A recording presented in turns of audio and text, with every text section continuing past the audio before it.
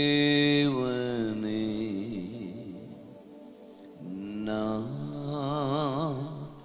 சேரட்டும்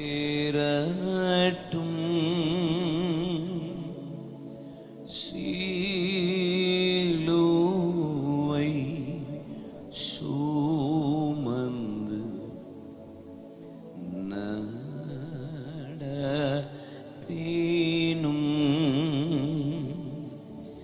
என் நாவல் என்றுமே மண்டை தேவனே அண்டை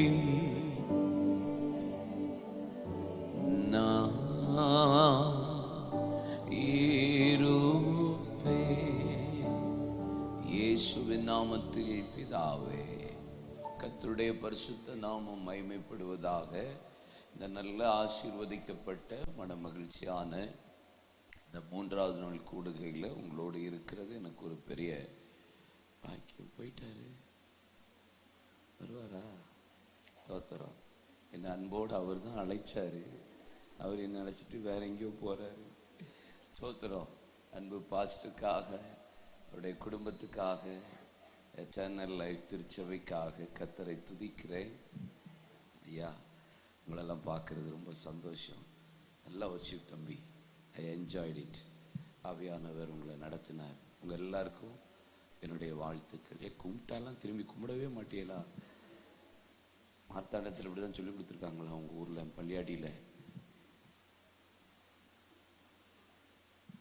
கர்த்தர் உங்களை ஆசீர்வதிக்கட்டும். அதெல்லாம் நல்ல பழக்கம் தானே. பைபிள் வச்சிருக்கீங்களா எல்லாரும்? அப்படி மேலே தூக்கி பிடிச்சி காட்டுங்க பார்ப்போம். எல்லாரும் கர்த்தருக்கு மகிமை. God bless you. தேவ நாமம் மகிமைப்படட்டும். ஒரு எழுப்புதல் நாட்கள், எழுப்புதல் காலம். எங்க பார்த்தாலும் ஆவியானவருடைய அருள் மாறிய நம்ம பார்த்து கொண்டே இருக்கிறோம். எப்படியாவது தேசம் மறுரூபமாகணும் அப்படிங்கிற ஒரு பெரிய வாஞ்சையில, விருப்பத்தில் ஆண்டவர் திருச்சபைகளை, தேவ மனிதர்களை ஏவி இப்படிப்பட்ட கூட்டங்கள் எல்லாம் ஆண்டவர் நிறைவேற்றி கொண்டிருக்கிறார். ஆண்டவருடைய இருதய துடிப்பு இந்த கடைசி காலத்துல தம்முடைய மகிமையை சபையில தேவ ஜனங்கள் மத்தியில் வெளிப்படுத்த வேண்டும் என்கிற அந்த துடிப்போடு ஆண்டவர் இடைப்படுகிறார்.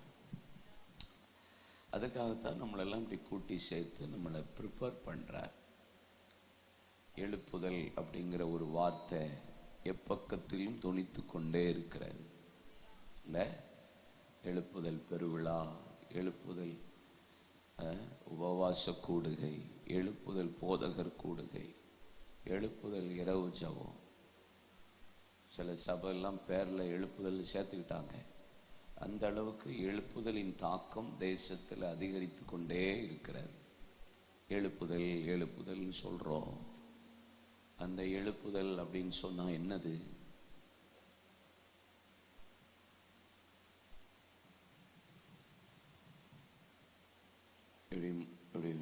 அமைதியா என்ன முறைச்சு பாக்குறதா? ஆண்டவர் பேசுறாரு. அப்படி ஒரு பரலோக ராஜ்யத்தை இப்படிங்கிறதுக்குள்ள இன்னைக்கு நீ என் கூட இருப்பா. ஒரு சின்ன ஜெபம் தான் பாருங்களேன், மேக் பிக் இம்பாக்ட், பெரிய தாக்கம். தாவீது அப்சலோமுக்கு பயந்து அதுலாமுக்கு ஓடி போய் கொண்டே இருக்கிறான். அவனுக்கு உட்கார்ந்து ஜெபிக்க நேரம் இல்லை, உபவாசம் பண்ணி ஜெபிக்க நேரம் இல்லை, முழங்கால் படிட்டு ஜெபிக்க நேரம் இல்லை. அகித்தோப்பேல் அவன் பட்சத்தில் இருக்கிறான், ஆசாரியர்கள் அவன் பட்சத்தில் இருக்கிறான், அநேகர் அவன் கவர்ந்து கொண்டிருக்கிறான். எருசலேம்ல தகப்பன் இல்லை, ராஜா இல்லை, நீங்க ஏன்ட்ட வாங்கன்னு சொல்லி அவன் ஈர்த்து கொண்டிருக்கிறான். தாவீது எருசலேமை விட்டு ஓடுகிறான். அப்சலோமின் ஆலோசனை தேவ ஆலோசனை போல இருக்கிறது. எப்பக்கத்திலும் வேதனை. எருசலேம் விட்டு போகும்போது சிமையை தூற்றி கொண்டு திரிகிறான். ஆனா தாவீது ஓடிக்கிட்டே இருக்கும்போது ஒரு சின்ன ஜெபம் பண்றான். ஆண்டவரே, அகித்தோப்பேலின் ஆலோசனை அபத்தமாக்கி போடுவீராக.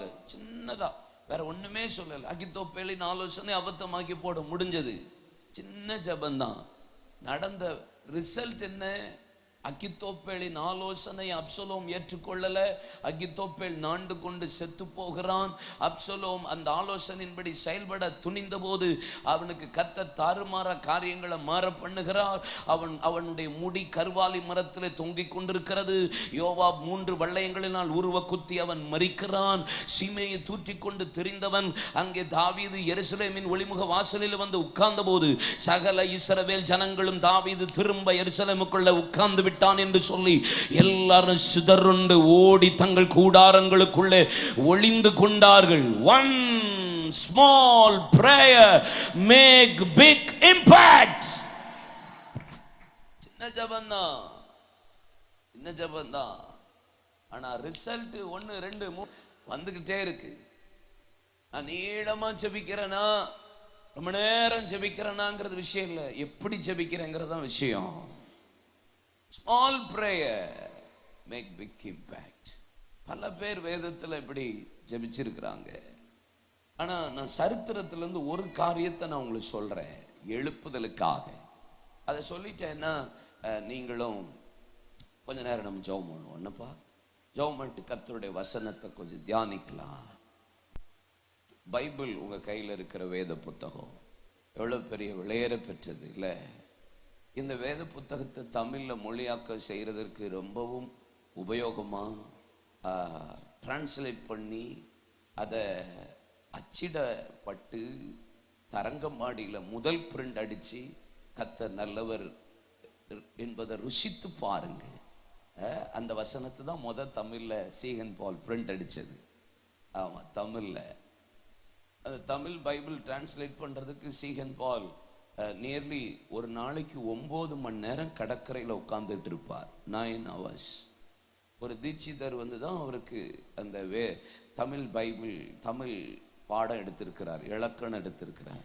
இந்த விரலை வச்சு எழுதிக்கிட்டே இருப்பாரு. ரத்தம் வந்துடும், திருப்பி கட்டு போட்டு அடுத்த விரல் எழுதுவார், திருப்பி கட்டு போடுவார், அடுத்த விரல் எழுதி பிராக்டிஸ் பண்ணுவார். இப்படிதான் தமிழ்ல கற்றுக்கொண்டு நமக்கு கர்த்தர் வேத புத்தகத்தை அவர் மூலியமா பிரிண்ட் பண்ணி நமக்கு எவ்வளவு பெரிய ஆசீர்வாதம், எவ்வளவு பெரிய பாக்கியம் பாருங்க. அவரை கொண்டு கர்த்தர் தமிழ் வேத புத்தகத்தை மொழியாக்க ஆண்டவர் செய்ய அவர் மூலியமா நமக்கு கர்த்தர் உதவி செய்தார். மலையாள பைபிள பம்பன் அப்படிங்கிற ஒரு தேவ மனிதனை கர்த்தர் பயன்படுத்தி அவர் மூலியமா மலையாள பைபிள மூல பாஷையிலிருந்து டிரான்ஸ்லேட் பண்ணி கர்த்தர் நம் கையில கொடுத்தார். பம்பன். வில்லியம் கேரி என்கிற ஒரு தேவ மனித, ஷூ காப்லர், செருப்பு தைக்கிற ஒரு மனித. ஆனா இந்தியா எங்க இருக்குன்னே தெரியாத காலகட்டத்தில் இந்தியா மேப் எடுத்து அவருடைய அறையில போட்டு விழுந்து ஜபித்து ஆண்டவர் இந்தியாவுக்கு கொண்டு வந்து கல்கத்தாவில் கர்த்தர் கொண்டு வந்தார். அவருடைய நிலைமெல்லாம் ரொம்ப பரிதாபம். அவருடைய மனைவி போட்ல வரும்போதே பயங்கர வேதனை. 1 மாசம் அளவும் அவங்க போட்லேயே இருந்து வியாதிப்பட்டு பலவீனப்பட்ட காலங்கள். பிள்ளைகள ஒரு பிள்ளை செத்து போச்சு, இன்னொரு பிள்ளை வியாதி. இந்த பலவீனத்தில் அவங்க மனைவி பைத்தியம் பிடிக்கிறாங்க. கத்தி எடுத்து வில்லியம் கேரிய குத்துது. வில்லியம் கேரிய கத்திய வச்சு குத்திருச்சு. மனைவி என்ன செய்யணும் தெரியல. ஒரு பிள்ளை செத்த, டிப்ரெஷன். வில்லியம் கேரியெல்லாம் ஒண்ணுமே செய்ய முடியல. இந்தியாவுக்கு வந்தேன், எழுப்புதல். அத்தனை ஆண்டுல ஒரே ஒரு ஆத்துமா. 7 வருஷம் பிரசங்கம் பண்ணியிருக்காரு. ஒரு ஆத்துமானா எவ்வளவு கோபம் இருக்கும் அவருக்கு. ஒரு ஆத்துமா. ரொம்ப வேதனைப்பட்டார் வில்லியம் கேரி, பரிதவித்தார். மனைவி கத்திய வச்சு குத்துட்டு டிப்ரெஷன், பைத்தியமாயிட்டு கடைசியில மனைவி மரித்து போயிட்டாங்க. கடைசியில இன்னொரு திருமணம் பண்றாரு, ஊழியம் செய்கிறார், ஆண்டவர் வாசலை திறக்கிறார். பெங்காலி மொழியில முத வேத புத்தகத்தை டிரான்ஸ்லேட் பண்றார். அதுக்கப்புறம் 40 இந்தியா மொழியில வேத புத்தகத்தை கர்த்தர் அந்த தேவ மனிதன் மூலியமா டிரான்ஸ்லேட் பண்ண பயன்படுத்தினார். இப்படி நான் சொல்லிட்டே போகலாம். ஒரு பைபிள டிரான்ஸ்லேட் பண்ண ஆட்களை எவ்வளவு வேணாலும் என்னால் சொல்ல முடியும். ஏன்னா இன்னைக்கு கூட விஷவானி ஊழியங்கள் திருப்புலாரில் இருக்கிற ஒரு மால்டோ மக்கள் மத்தியில் இருக்கிற அந்த லாங்குவேஜுக்கு வேத புத்தகத்தை அவங்க டிரான்ஸ்லேட் பண்ணியிருக்காங்க. ஷேரிங் லவ் மிஷன் ஊழியம் அங்கே தேவதாஸ் பிரதர் பீல் ஆதிவாசி மக்கள் மத்தியில் இருக்கிற அவங்களுடைய மொழியில் டிரான்ஸ்லேஷன் ஒர்க் நடந்துட்டு. இப்படி பல வேளைகள், பல டிரான்ஸ்லேட் ஒர்க்கெல்லாம் அது இட் இஸ் நாட் ஈஸி. அந்த மினிஸ்ட்ரி ரொம்ப டஃப். அப்படி டிரான்ஸ்லேட் பண்ண முத சரித்திரத்தில் யாருன்னா மூல பாஷையில இருந்து. மூல பாஷையில பைபிள் என்ன மொழியில இருந்துச்சு தெரியுமா? எபிரேய மொழியில. இல்ல அப்படிதானப்பா? அப்படி இருந்த அந்த வேத புத்தகத்தை 2 பேர் ஆங்கிலத்தில் தான் முத மொழிபெயர்ப்பு செய்யறதுக்கு கர்த்தர் அவரை கைகள் எடுத்தார். 2 பேர். ஒரு பேரு ஜான் விக்லிஃப். என்னது? ரெண்டாவது அவர் பேரு ஜெரோம். சொல்லுங்க, ஜெரோம். இந்த 2 பேர் தான் வேத புத்தகத்தை மொழியாக்கம் செய்யறதற்கு ஆண்டவர் பயன்படுத்தின ஒரு பாத்திரம். ஜான் விக்லிஃபும் ஜெரோமும். இவங்க 2 பேரும் பயங்கர பிரயாசம். மூல பாஷையிலிருந்து பழைய ஏற்பாட்டை தான் அவங்க டிரான்ஸ்லேட் பண்றாங்க. பழைய ஏற்பாட்டை தான் மொழியாக்கம் செய்யறாங்களே ஒழிய புதிய ஏற்பாட்டுக்கு போகல. செஞ்சுக்கிட்டே இருக்கிறாங்க. அவங்களுக்கு பல எதிர்ப்பு, பல போராட்டம் எல்லாம் வந்த போதிலும் ஜான் விக்லிஃபும் ஜெரோமும் தொடர்ந்து செயல்பட்டுட்டே இருக்கிறாங்க. இந்த 2 பேருடைய ஊழியத்தை இப்போ ஒவ்வொருத்தங்களுக்கு உங்க பாஸ்டர்கிட்ட கேட்டா ஒரு இன்ஸ்பிரேஷன் இருக்கும். ஒரு ஊழியக்காரங்களை எனக்கு இவர் தான் ஒரு இன்ஸ்பிரேஷன் சொல்லுவாங்க. என்கிட்ட கேட்டா நான் சில ஊழியக்காரங்களை சொல்லுவேன். உட்கார்ந்துருக்கிற பாஸ்டர்ஸ் உங்கள்கிட்ட கேட்டா உங்களுக்கு ஒரு சில தாக்கத்தை உண்டாக்கின தேவ மனிதர்களை சொல்ல முடியும். அப்படி தாக்கத்தை உண்டாக்கின இந்த 2 பேருடைய ஊழியத்தை ஒரு வாலிபன் பார்த்து கொண்டே இருக்கிறான். என்னடா இப்படி ஒரு ஊழியம், இந்த மினிஸ்ட்ரியை நானும் செய்யணும், இந்த டிரான்ஸ்லேட் ஊழியத்தை நானும் செயல்படுத்தணும் என்கிற சின்ன வயதிலிருந்தே ஆசையில அவங்க 2 பேரை ஊழியத்தை பார்த்த ஒரு வாலிபன் படிக்க ஆரம்பிச்சார். தொடர்ந்து படிச்சார். படிச்சு கடைசியில் 9 லாங்குவேஜ் கற்றுக்கொண்டார். 9 லாங்குவேஜ், 9 லாங்குவேஜை கற்றுக்கொண்டார். கேம்பிரிட்ஜ் யூனிவர்சிட்டியில் அவருக்கு சீட்டு கிடைச்சது, அங்க படிச்சார். கேம்பிரிட்ஜ் யூனிவர்சிட்டியில அவருக்கு வேலை கிடைச்சது, அங்க வேலை பார்த்தார். அவர் தான் வில்லியம் டிண்டேல் அப்படிங்கிற ஒரு வாலிபன். William Tyndale. அப்படிப்பட்ட ஒரு மனிதன் நான் எப்படியாவது இந்த ஊழியத்தை நிறைவேற்றணும்னு சொல்லிட்டு அவர் படிப்பு 9 லாங்குவேஜை படித்து பிரயாசப்பட்டு போராடினார். பயங்கர போராட்டம் டிரான்ஸ்லேட் பண்றதுக்கு. இங்கிலாந்துல இருந்த போது எப்படியாவது மொழியாக்கம் செய்யணும்னு நினைக்கிறாரு. ஆனா அங்க இருக்கிற போப்மார்களும் அங்க இருக்கிற பிஷப்மார்களும் அவருக்கு தடை பண்றாங்க. ஏன்னா அந்த நாட்கள்ல ஜனங்கள் கையில வேத புத்தகம் கிடையாது. எல்லாரும் பாவ மன்னிப்புக்கு சீட்டு வாங்கி போப்பிட்ட இல்ல பிஷப்ட போய் பாவ மன்னிப்புக்கு சீட்டு வாங்கி அதன் மூலியமா சபையில இருக்கிற அந்த குருமார்கள்ட்ட போய் பாவ மன்னிப்பை கேட்டு வாங்கிட்டு இருப்பாங்க. அதனாலதான் கர்த்தர் மார்ட்டின் லூத்தரை எழுப்பி ரோமன் கத்தோலிக்க திருச்சபையிலிருந்து ப்ரொட்டஸ்ட் பண்ணி வெளிப்பட்டது தான் ப்ராட்டஸ்டன்ட் ரிவைவல் சொல்லுவாங்க. அப்படி ஆண்டவர் ஒரு காலகட்டத்தில் ஒரு ரெஃபர்மேஷன், ஒரு மறுமலர்ச்சியை கர்த்தர் கொடுத்தா. சத்தியத்தை அறிந்தா சத்தியம் அவர்களை விடுதலை ஆக்கும்னு தெரிஞ்சதுனால அவங்க வேத புத்தகத்தை கையில கொடுக்காமல இருந்த காலம். ஆனா இவர் பிரயாசப்பட்டுட்டே இருக்கிறார். இவருக்கு பயங்கர எதிர்ப்பு, பிரஷர் அதிகமாயிட்டே இருக்கு. எதிர்ப்பு அதிகமாயிட்டே இருக்கு. இவர்களுடைய பெரிய எதிர்ப்பு. வில்லியம் டிண்டல் இங்கிருந்து கிளம்பி ஜெர்மனிக்கு போறார். ஜெர்மன்ல போய் ஊழியத்தை நிறைவேற்றி கொண்டே இருக்கிறா. அந்த நாளில் நிறைவேற்றிட்டு இருக்கும் போது ஜெர்மனி ஆட்சி செஞ்ச ஒரு சக்கரவர்த்தி யாருன்னா ஹென்றி VIII அப்படின்னு ஒரு ஆள். அவன் ரொம்ப ரோம அரசாட்சி பண்ணினவன், மிகவும் கொடுமையான அரசாட்சி பண்ணினவன். ரோம அரசாங்கம் தான் இயேசுவுக்கு சிலுவை தண்டனை கொடுத்தது. ரோம அரசாங்கம் கொடுக்கிற தண்டனை எல்லாமே கொடுமையாத்தான் இருக்கும். அவங்க வில்லியம் டிண்டேலை கூப்பிட்டு நீ டிரான்ஸ்லேட் பண்ணக்கூடாதுன்னு அவருக்கு எச்சரிப்பை கொடுத்து அனுப்பினார்கள். வில்லியம் டிண்டேல் நிறுத்தவே இல்லை. என்ன எதிர்ப்பு வந்தாலும் பரவாயில்லன்னு சொல்லி தொடர்ந்து அவர் பாட்டுக்கு டிரான்ஸ்லேட் பண்ற ஊழியத்தை ஆரம்பித்து வேலை செய்தார். திரும்பி எச்சரித்தவர் சொன்னாங்க உனக்கு சிறைத்தண்டனைன்னு சொல்லி 1.5 வருஷம் வில்லியம் டிண்டேலை சிறைச்சாலையில போட்டார்கள். 1.5 வருஷம்.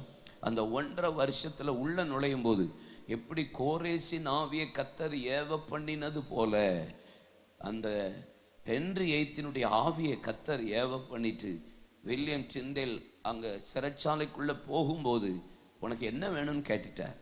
உடனே வில்லியம் டிண்டேல் எனக்கு பேப்பர், பென், இங்க் வேணும் அப்படின்னு சொன்ன போது 1.5 வருஷ சிறைச்சாலை தண்டனையில வில்லியம் டிண்டேல் முழு வேத புத்தகத்தையும் மொழியாக்கம் செய்ய ஆண்டவர் அவருக்கு உதவி செய்தார்.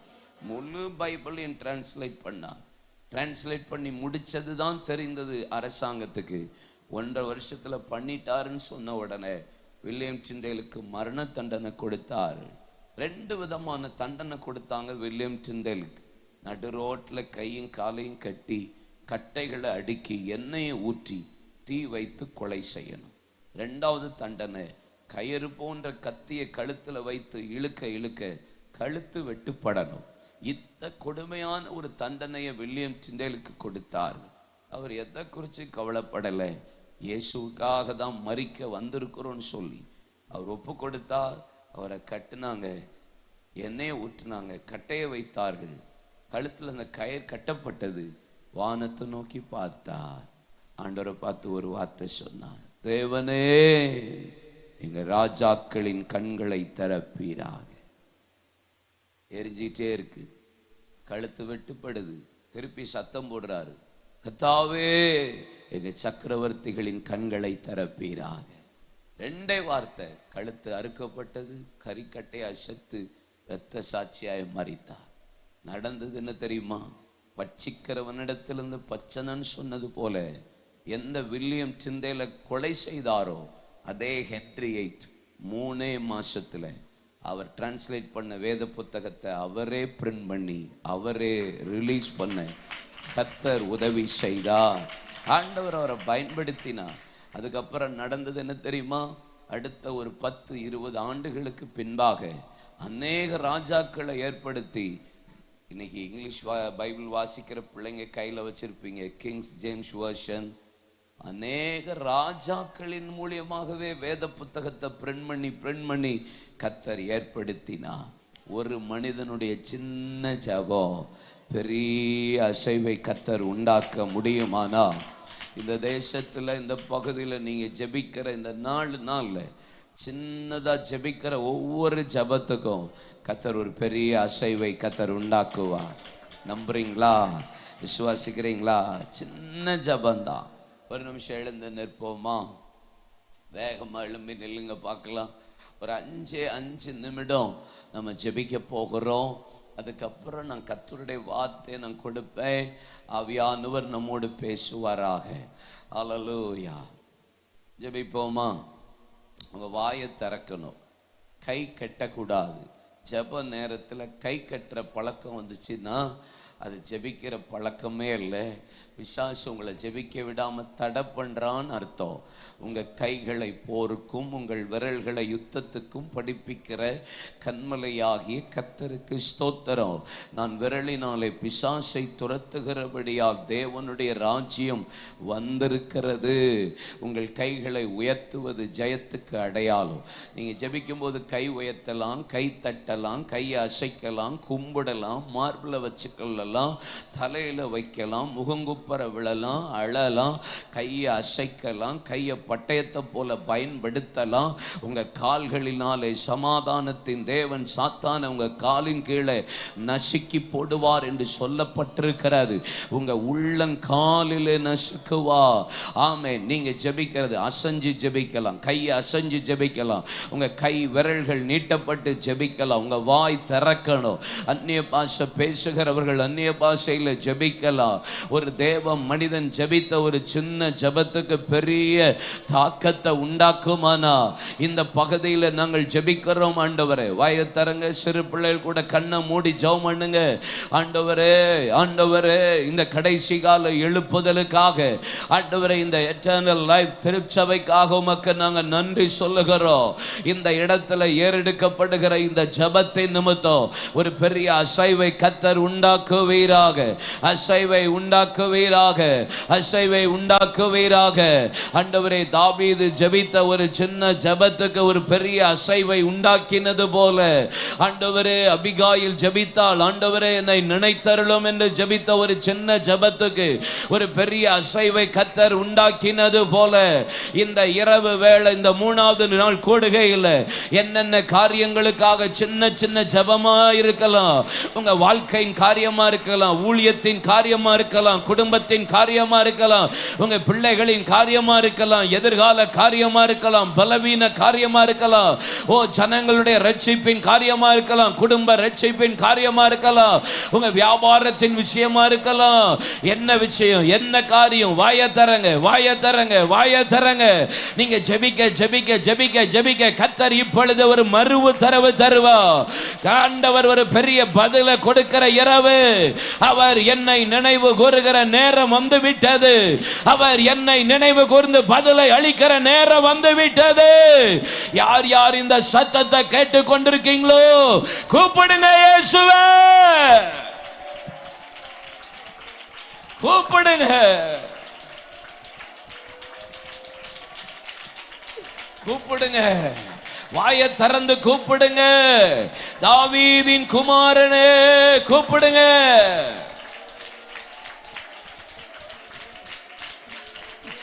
என்னை நோக்கி கூப்பிடு, நான் உனக்கு மறு உத்தரவு அருளுவேன். நீ அறியாததும் எட்டாததுமான பெரிய காரியங்கள் உங்க கண் பார்க்கும், உங்க காது கேட்கும், உங்க இருதயம் அதிசயப்பட்டு களி கூற போகிறது. தேவனிடத்தில் அன்பு கூறுகிற பிள்ளைகளுக்கு தேவன் ஆயத்தம் பண்ணின ஆசீர்வாதம் கண் காணவில்லை, காது கேட்கவில்லை, இருதயத்தில் தோன்றவில்லை. கர்த்தருக்கு காத்திருக்கிறவர்களுக்கு உலக தோற்றத்துக்கு முன்பாக தேவன் நிர்ணயம் பண்ணினதை கண்டதும் கேட்டதும் உணர்ந்ததும் இல்லை. தேவனிடக்கு பயப்படுகிற பிள்ளைகளுக்கு தேவன் ஆயத்தம் பண்ணின ஆசீர்வாதம் பெருசு.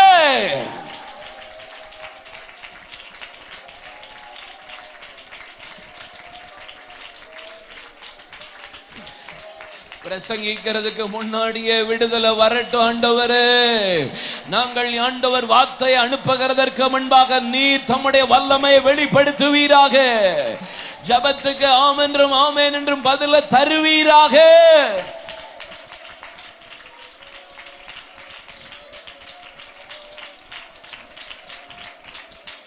Thank you Lord,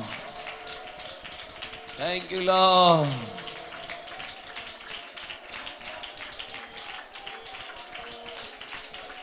உமக்கு நன்றி.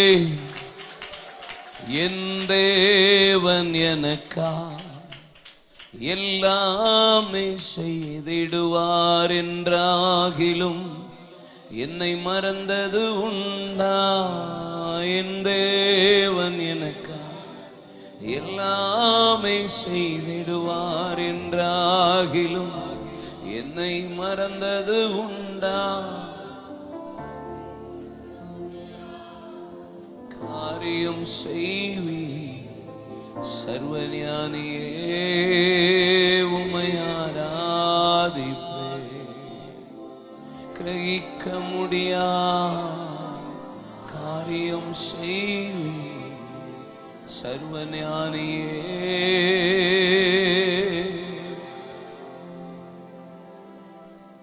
இயேசுவின் நாமத்தில் பிதாவே.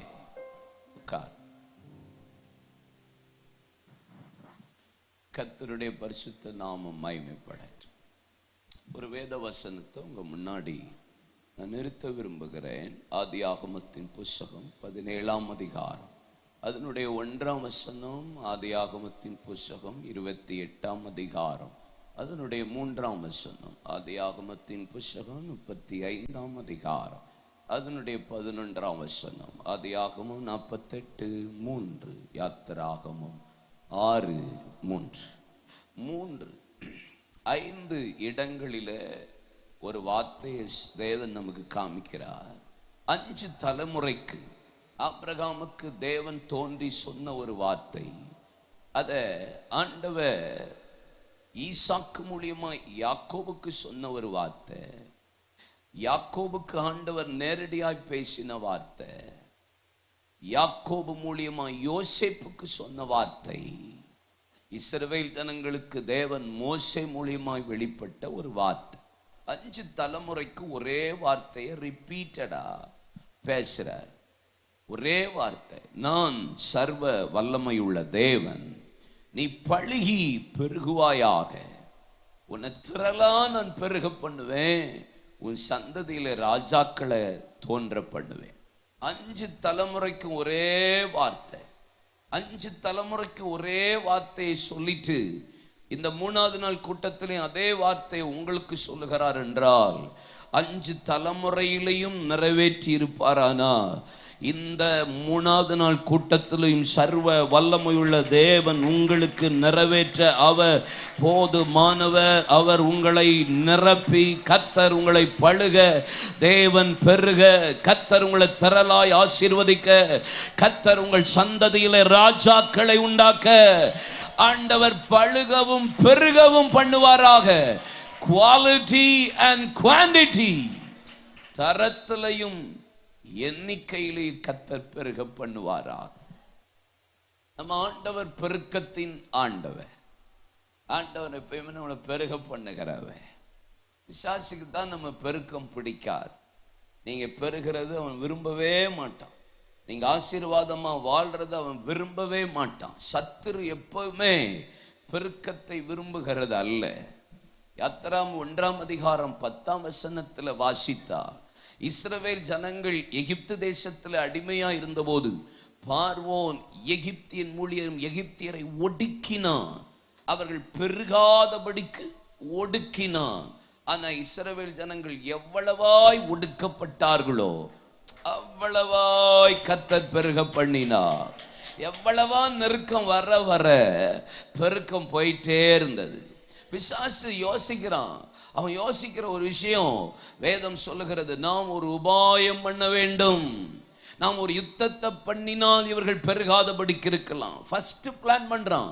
யுத்தத்திலேயே இவனை கொண்டு போயிட்டாலே போதும், யுத்தம் பண்ணிக்கிட்டே இருந்தாலே போதும், சண்டையை கிளப்பி விட்டுக்கிட்டே இருந்தாலே போதும், இவனை குழப்பி விட்டுக்கிட்டே இருந்தா போதும், இவனுக்கு பகை விரோதம் சண்டை முறுமுறுப்பு இதை கொடுத்துக்கிட்டே இருந்தாலே போதும். இந்த யுத்தத்தை செய்தால் அவர்கள் பெருகாதபடி இருப்பார்கள். 2வது சொல்றான், அவர்களை அதிகமாய் சுமை சுமக்க வைப்போம். பாரப்படுத்திக்கிட்டே இருப்போம், வேலை கொடுத்துக்கிட்டே இருப்போம். அவங்க அதிகமாய் சுமை சுமக்க வைத்தால் இவர்கள் பெருகாதபடி இருப்பார்கள். 3வது சொல்லுகிறான், இவர்கள் ஜீவனை கசப்பாக்கிட்டா இருக்கிறத விட செத்து போயிடலான்னு அதற்கு இவர்களுக்கு பிரஷர் பண்ணிட்டா இவங்க பெருகாதபடிக்கு நாம் செயல்படலாம். 16ஆம் வசனம் சொல்லுகிறது, ஆண் பிள்ளைகளை கொன்னு விட்டா இவங்க பெருகாம இருப்பாங்க. அப்ப பிசாசு எப்பயுமே திட்டம் பண்ற விஷயம் என்ன? நீங்க பெருகக்கூடாது, சபை பெருகக்கூடாது, ஊழியம் பெருகக்கூடாது, தேவ ஜனங்கள் பெருகக்கூடாது, குடும்பம் ஆசீர்வாதமா பெருகக்கூடாது. அவன் ஏதாவது ஒரு உபாயத்தை பண்ணிக்கிட்டே தான் இருப்பான், ஏதாவது யுத்தத்தை பண்ணிக்கிட்டே இருப்பான், சுமை சுமக்க வைப்பான், வேலை பழுவை அதிகமாக்குவான், உங்களை உலக காரியத்தில் ரொம்ப பிஸியாக்கி விடுவான், உங்களை அதிகமான பாரத்தை கொண்டு நிரப்புவான். எபிரேயர் 12ஆம் அதிகாரம் 1ஆம் வசனத்தில் சொல்லுகிறது, பாரமான யாவற்றையும் பாவத்தையும் உதறி தள்ளிவிட்டு விசுவாசத்தை துவக்கிறவர் முடிக்கிறவருமாய் இருக்கிற இயேசு கிறிஸ்துவை நோக்கி நீங்கள் பொறுமையா ஓடக்கடவீர்கள் என்று சொல்லி இருந்தாலும் வசனமும் தெரிந்திருந்தாலும் பாரத்தை சுமந்துகிட்டே இருக்க வைப்பான். நீங்களும் சுமக்கிறதுக்கு உங்களை ஒப்பு கொடுத்து கொண்டே இருப்பீர்கள். காரணம் நீங்க பெருகக்கூடாதுங்கிறது அவனுடைய திட்டம். எல்லாரும் இயேசுவை விட மிஞ்சி பாரப்பட ஆட்கள்லாம் இருக்கு. அவரே உங்களை பார்த்து அசந்துருவார், பயங்கரமான ஆளா இருக்காண்டா, நம்ம கூட வெட்டியா சிலுவை சுமந்துட்டோம் போல இருக்கு அப்படின்ட்டு டப்புன்னு தூக்கி கொடுத்துடுற அளவுக்கு அவரை விட மோசமா பாரப்படுற ஆட்கள்லாம் இருக்கு. சில மூஞ்ச பார்த்தாலே போதும், ஏண்டா 4 நாளைக்கு கஞ்சே குடிக்க முடியாது. தோத்திரம். அந்த மாதிரி பாரத்தை அப்படியே எப்பவும் சுமந்துட்டு இருக்கிறாள். தோத்திரம். எப்போ பார்த்தாலும் நான் அவுட் சைடு மீட்டிங்கில் ரொம்ப என்கரேஜ் பண்ணி ஜெபிக்க மாட்டேன். சர்ச் ஓரியன்ட் மீட்டிங்கில் வந்து வாங்க ஜெபம் பண்ண அப்படி சொல்ல மாட்டேன். எனக்கு ஜெபிக்கிறதுக்கும் நான் காமன் ப்ரேயர் பண்ணிட்டு கிளம்பி போகிறதுக்கு தான் விரும்புவேன். சர்ச் ஓரியன்ட் மீட்டிங் அது பாஸ்டருடைய பொறுப்புன்னு நினைப்பேன். ஏன்னா நானும் பாஸ்டர்ல. அதனால பப்ளிக் ஓரியன்ட் மீட்டிங்கில் இறங்கி ஜெபம் பண்ணுவேன். இறங்கி எவ்வளோ நேரம் ஆனாலும் ஜெபம் பண்ணுவேன். என் சர்ச்சில் ஆனால் நல்லா ஜெபம் பண்ணுவேன். அதில் நம்மளை நம்பி வருது இல்லை. தோத்தரா நீங்கள் பிரசங்கம் கேட்க எங்களை நம்பி வரலாம், ஆனால் நம்புறது இவரை தான் நம்பணும். ஆமாம், தோத்திரம் சொல்லுங்க. அதனால நான் அதை என்கரேஜ் பண்ண மாட்டேன். என் சர்ச்சில் ஒரு நாள் வந்து இப்படி ஒரு 2 ஸ்டெப்ஸ் இருக்கும், அதில் இப்படி நின்று ஜெபம் பண்ணிட்டு இருப்பேன். அப்படி தான் ஜெபம் பண்ணேன். ஒரு ஸ்டெப்ஸில் நிற்பேன், கீழே நிற்பாங்க, ஜெபம் பண்ணிகிட்டே இருப்பேன். அப்போது ஒரு அக்கா, அந்த அம்மா பாட்டியம்மா மாதிரி முழு வெள்ளை ட்ரெஸ் போட்டு வந்தாங்க. நல்ல பயங்கரமாக இருந்துச்சு. நம்ம மேடையிலன்னு பிரசங்கம் பண்ணும்போதே தெரியும்ல, எல்லாரெல்லாம் பயங்கரமாக.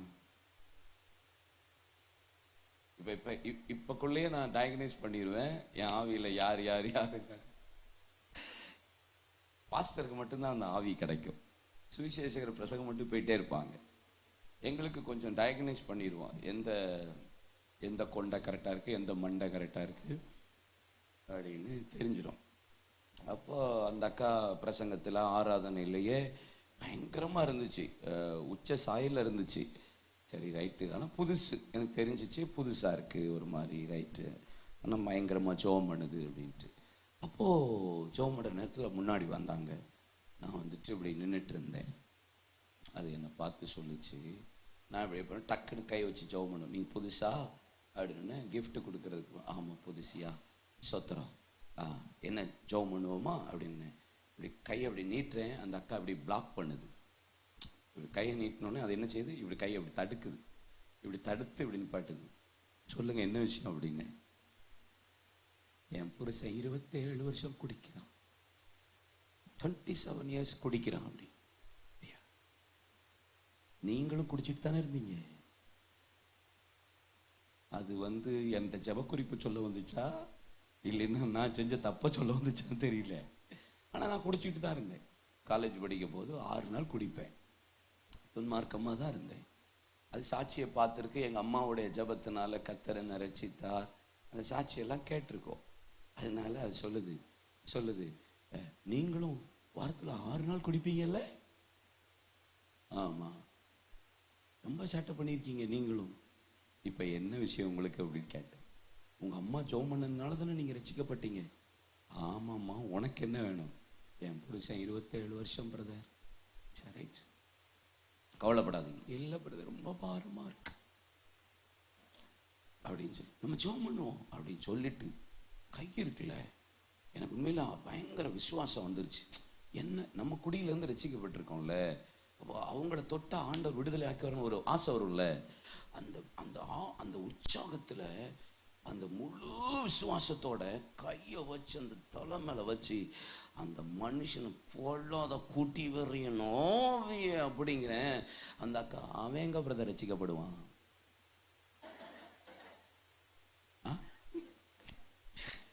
லிட்டர்லாம் இப்படியே சொல்லுது. அவன்ல மோகன் என்னட்டே ஜெபம் பண்ணிட்டேன், அவரே ஜெபம் பண்ணி இன்னும் ரசிக்கப்படல, நீங்க ஜெபம் பண்ணி ரசிக்கப்படுவாப்லே ஆகும். அத்தாடி, இப்படி எல்லாம் ஆட்களை வச்சு யோசிச்சு பாருங்க. பாஸ்டர் வேலைல ரொம்ப கஷ்டம். தோத்திரம். அந்த அக்கா என்னையவே அசர பண்ணிருச்சு. சில ஆட்கள் இப்படி சுமந்துக்கிட்டே அலையும். நாங்களே திகைத்து போவோம்னா 27 வருஷம் ஆண்டவரை என்ன பாடுபடுத்தி இருக்குன்னு கொஞ்சம் யோசித்து பார்த்தோம். ஆமென் சொல்ல. அவர் திணறி இருப்பார். இந்த டிக்கெட் எல்லாம் புருஷனை ரச்சித்தா இவ திருந்த மாட்டாங்கிறதுக்காகவே தான் கர்த்தர் அந்த குடும்பத்தெல்லாம் நான் மாத்தா வச்சிருக்கிறேன். அவன் சில ஆள் அப்படிதான் பாரத்தை சுமந்துட்டு அலைகிறது. பெருகாதபடிக்கு பிசாசனுடைய ஒரு பெரிய தந்திரம். ஆனா ஆண்டவருடைய பெரிய திட்டமே என்ன தெரியுமா? நீங்களும் நானும் பெருகணும் அப்படிங்கிறது தான் பெரிய திட்டம். ஆண்டவர் நீங்களும் நானும் பெருக வேண்டும், அதுதான் கர்த்தருடைய பெரிய திட்டம். இன்னைக்கு நான் ஒரு வேத வசனத்தை உங்களுக்கு நான் காமிச்சு கொடுக்க விரும்ப போகிறேன். ஆண்டவர் பெருக்கத்தை கொடுக்கிறவர் தான். ஆபிரகாம், நீங்க ஆதியாகமத்திலிருந்து நீங்க வாசித்து பார்த்தா வெளிப்படுத்தின விசேஷம் வரைக்கும் நான் பெருக்கத்தை குறித்த வசனத்தை எவ்வளவோ சொல்லலாம். ஸ்டெப் பை ஸ்டெப் ஒரு 100 வசனத்தை கூட நான் உங்களுக்கு சொல்ல முடியும். அவ்வளவு பெருக்கம். ஆபிரகாமை கர்த்தர் எந்தெந்த இடத்துல எல்லாம் பெருக பண்ணினார். ஆதாமை ஏவாளை உண்டாக்கி பழுகி பெருகி பூமியை நிரப்பி ஆண்டு கொள்ளுங்கள் தான் சொன்னார். நோவாவை கர்த்தர் நீங்க பழுகி பெருகன்னு தான் சொன்னார். அதிகம் 12 ஆபிரகாம்கிட்ட பெருகுங்கன்னு சொன்னார். அதிகம் 13 வடக்க தெற்க கிழக்க மேற்க நோக்கி நீ பார்க்கிற பூமி முழுவதும் உனக்கும் சந்ததிக்கும் கொடுத்து உன்னை பெருக பண்ணுவேன். ஆதியாகமத்தின் புஸ்தகம் 15:5 கேடகமும் மகாபெரிய பலனுமா இருப்பேன், வானத்து நட்சத்திரங்களை போல கடலின் மணலை போல உன்னை பெருக பண்ணுவேன். ஆதியாகமம் 17 சர்வ வல்லமுள்ள தேவன் உனக்கு முன்பாக நடந்து உத்தமனாயிரு, நான் உனக்கு சொல்லவில்லையா உன்னை ஆசீர்வதித்து பெருக பண்ணுவேன். 18 10 உற்பவ கால திட்டத்தில் உன்னிடத்துல வருவேன், நீ உன் குமாரனை பெறுவார், நான் உன்னை ஆசீர்வதித்து பெருக பண்ணுவேன்.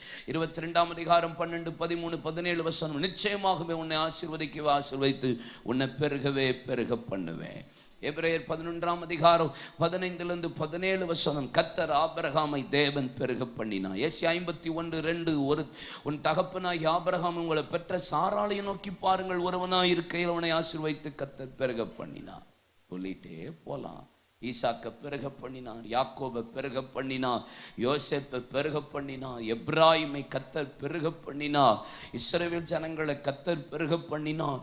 தாவீது வர வர வர வர பலத்தான், கர்த்தர் அவனை பெருக பண்ணிக்கிட்டே இருந்தார். பெருக்கம் பெருக்கம். வேத புத்தகத்தில் புதிய ஏற்பாட்டிலையும் ஜனங்கள் தேவ பிள்ளைகளை கர்த்தர் பெருக பண்ணினா. 5 மீன் 5000 பேரை கர்த்தர் ஆசீர்வதித்ததை பெருக பண்ணினா. பேதுருவுக்கு வலையை போட்ட போது 153 பெரிய மீன்களை கொடுத்து ஆசீர்வதித்து பெருக பண்ணினா. 2 படகு அமிழத்தக்க வலை கிளியத்தக்க கர்த்தர் ஆசீர்வதித்து தேவன் அவர்களுக்கு பெருக பண்ணினா. அப்போஸ்தலர் 2 120 3000 பெருக்கும். 3 3000 5000 பெருக்கும். 5000 அங்கே அதிகமாய் பெருக்கும். 6 அதிகமானது சீஷர்களின் தொகை பெருக்கும். 7 அங்கே விசுவாச பெருக்கம். 8 சுவிசேஷ பெருக்கம். 9 சபை பெருக்கம். 10 ஆமென் பிரஜாதிகளின் பெருக்கம். 11 கிறிஸ்தவர்களின் பெருக்கம். 12 அதிகார பெருக்கம். 13 மிஷனரி பெருக்கம். 14 விசுவாச பெருக்கம். பெருகிட்டே இருக்கிறது. புதிய ஏற்பாட்டிலே ஒரு பக்கம் பெருக்கம். அப்ப ஆண்டவருடைய பெரிய திட்டம் யோவான் 14:12 சொல்லுகிறார், என்னை விசுவாசிக்கிறவன் தான் செய்த கிரியைகளை செய்வான், என்னிலும் பெரிய கிரியைகளை செய்வான். அப்ப ஆண்டவரே என்ன சொல்றாரு, என்னை விட நீ பெரிய ஆளாகு, என்னை விட நீ பெருகு அப்படின்னு தான் ஆண்டவர் சொல்றார். அப்போ ஆண்டவருடைய பெரிய ஆசையை நீங்களும் நானும் பெருக வேண்டும் என்பதாக. அப்ப பெருகிறதற்கு நீங்களும் நானும் இருந்தா தானே பெருகணும். நீங்களும் நானும் இருக்கணுமா இல்லையா? ஒரு வசனம் வாசிப்போமாப்பா. உபாகமம் எடுங்க பார்க்கலாம். உபாகமம் 30 அதனுடைய 16 60. போதும், நல்லா இருக்குல்ல? நீ பிழைத்து பெருகும்படிக்கு.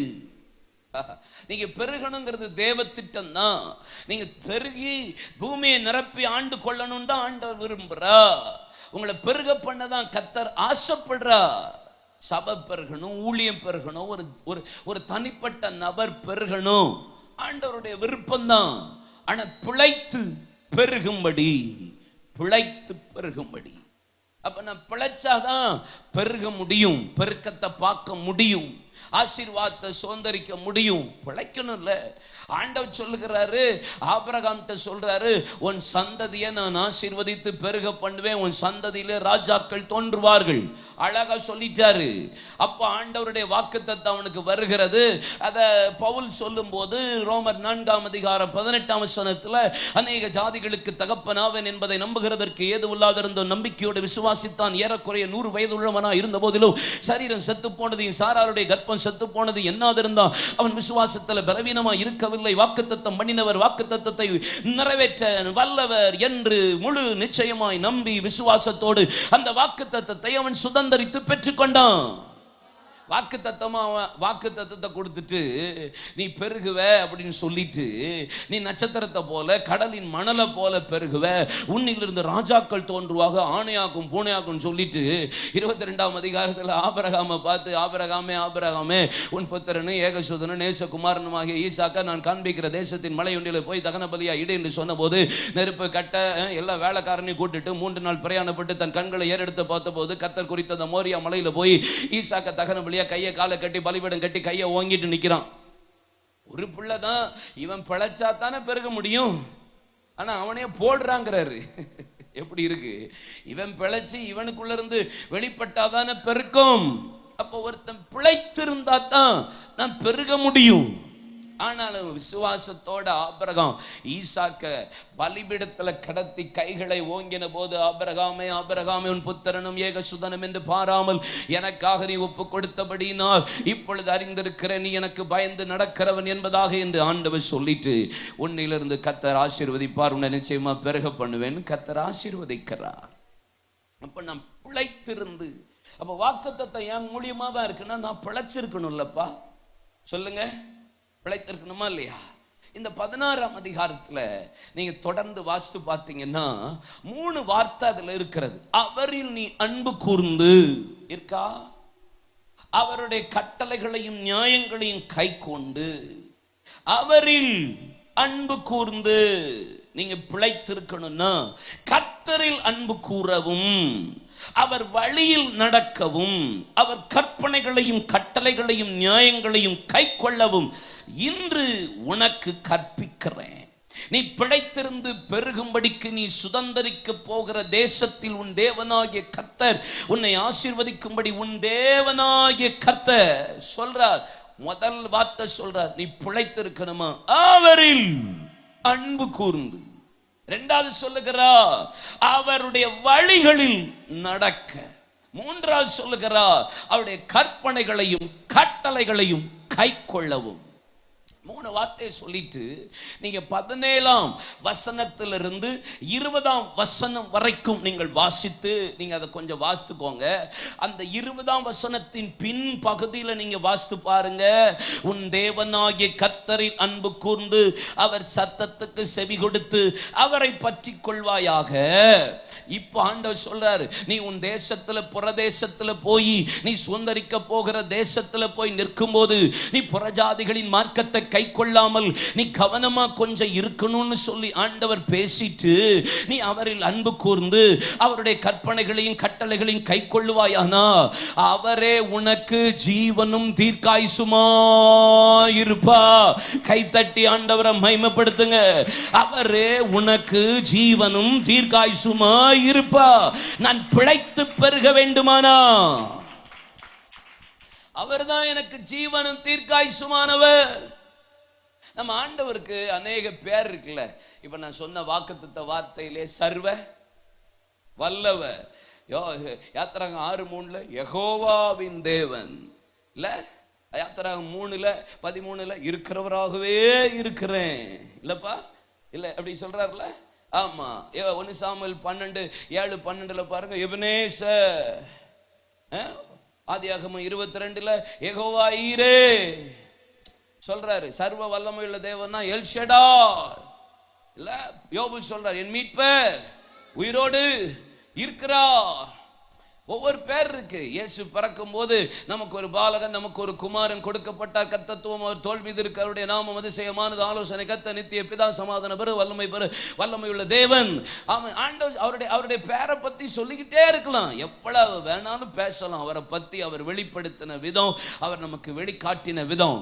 ஆனா தானியேல் 7ஆம் அதிகாரம் 9ஆம் வசனத்தை வாசித்து பார்த்தா எனக்கு ஆச்சரியமான ஒரு வார்த்தை இருக்கிறது. நீண்ட, நல்லா இருக்குல்ல, எனக்கு ரொம்ப பிடிக்குது. சிங்காசனத்தில் வீற்றிருக்கிற மகிமை பொருந்தினவர், அப்படி மகத்துவமானவர். சிங்காசனத்தில் வீற்றிருக்கிறவர் எப்படிப்பட்டவரா? நம்ம அப்பா யாரு? எனக்கு ரொம்ப பிடிக்குது. உங்ககிட்ட சொன்னதுக்கு சும்மா இருந்துட்டு போயிருக்கலாம்டா சாமி. நீண்ட ஆயுசு உள்ளவர். பக்கத்துல திரும்பி பார்த்து நீ நல்லா இருப்பேன்னு சொல்லுங்க.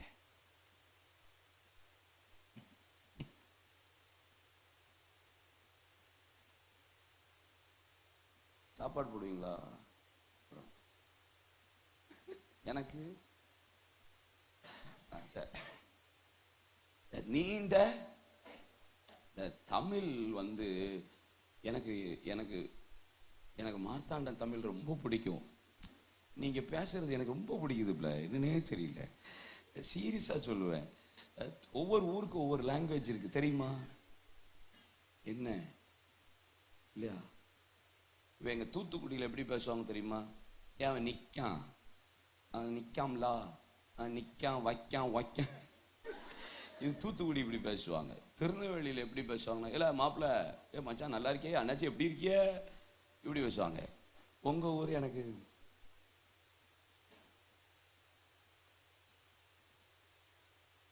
நல்லா இருக்கீங்களா அம்மா, எப்போ வந்திய, அப்படிலாம் பேசுவீங்களா?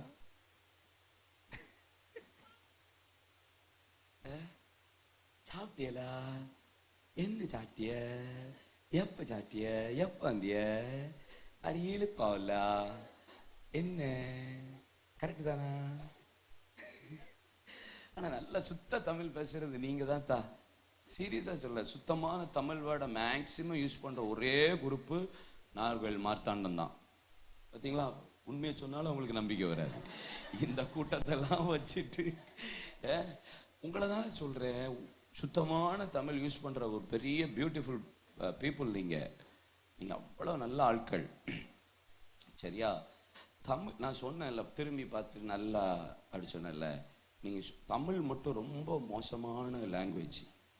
நீங்க கை கொடு, நீ நல்லா இருப்ப, இது வந்து நல்லா இருப்பேன், நல்லா இருப்ப அப்படின்னா முடிஞ்சின்னு அர்த்தம். புரியுதா உங்களுக்கு? நல்லா வருவீங்க, முடிஞ்சு, அதோட அந்த ஆள் அவ்வளவுதான். நீங்க தமிழ் மட்டும் ரொம்ப கவனமா சொல்லணும். அதனாலதான் நான் திரும்பி பார்த்து சொல்றேன், நீ நல்லா இருப்ப. சொல்லுங்க, சிரிச்சுட்டே சொல்லுங்களேன். நீ பழகி பெருகுவா, நீ நல்ல தீர்காயுசா இருப்ப. சொன்னீங்களா? பாதி பேரு எப்படா செத்துருவனோனே அலையும்.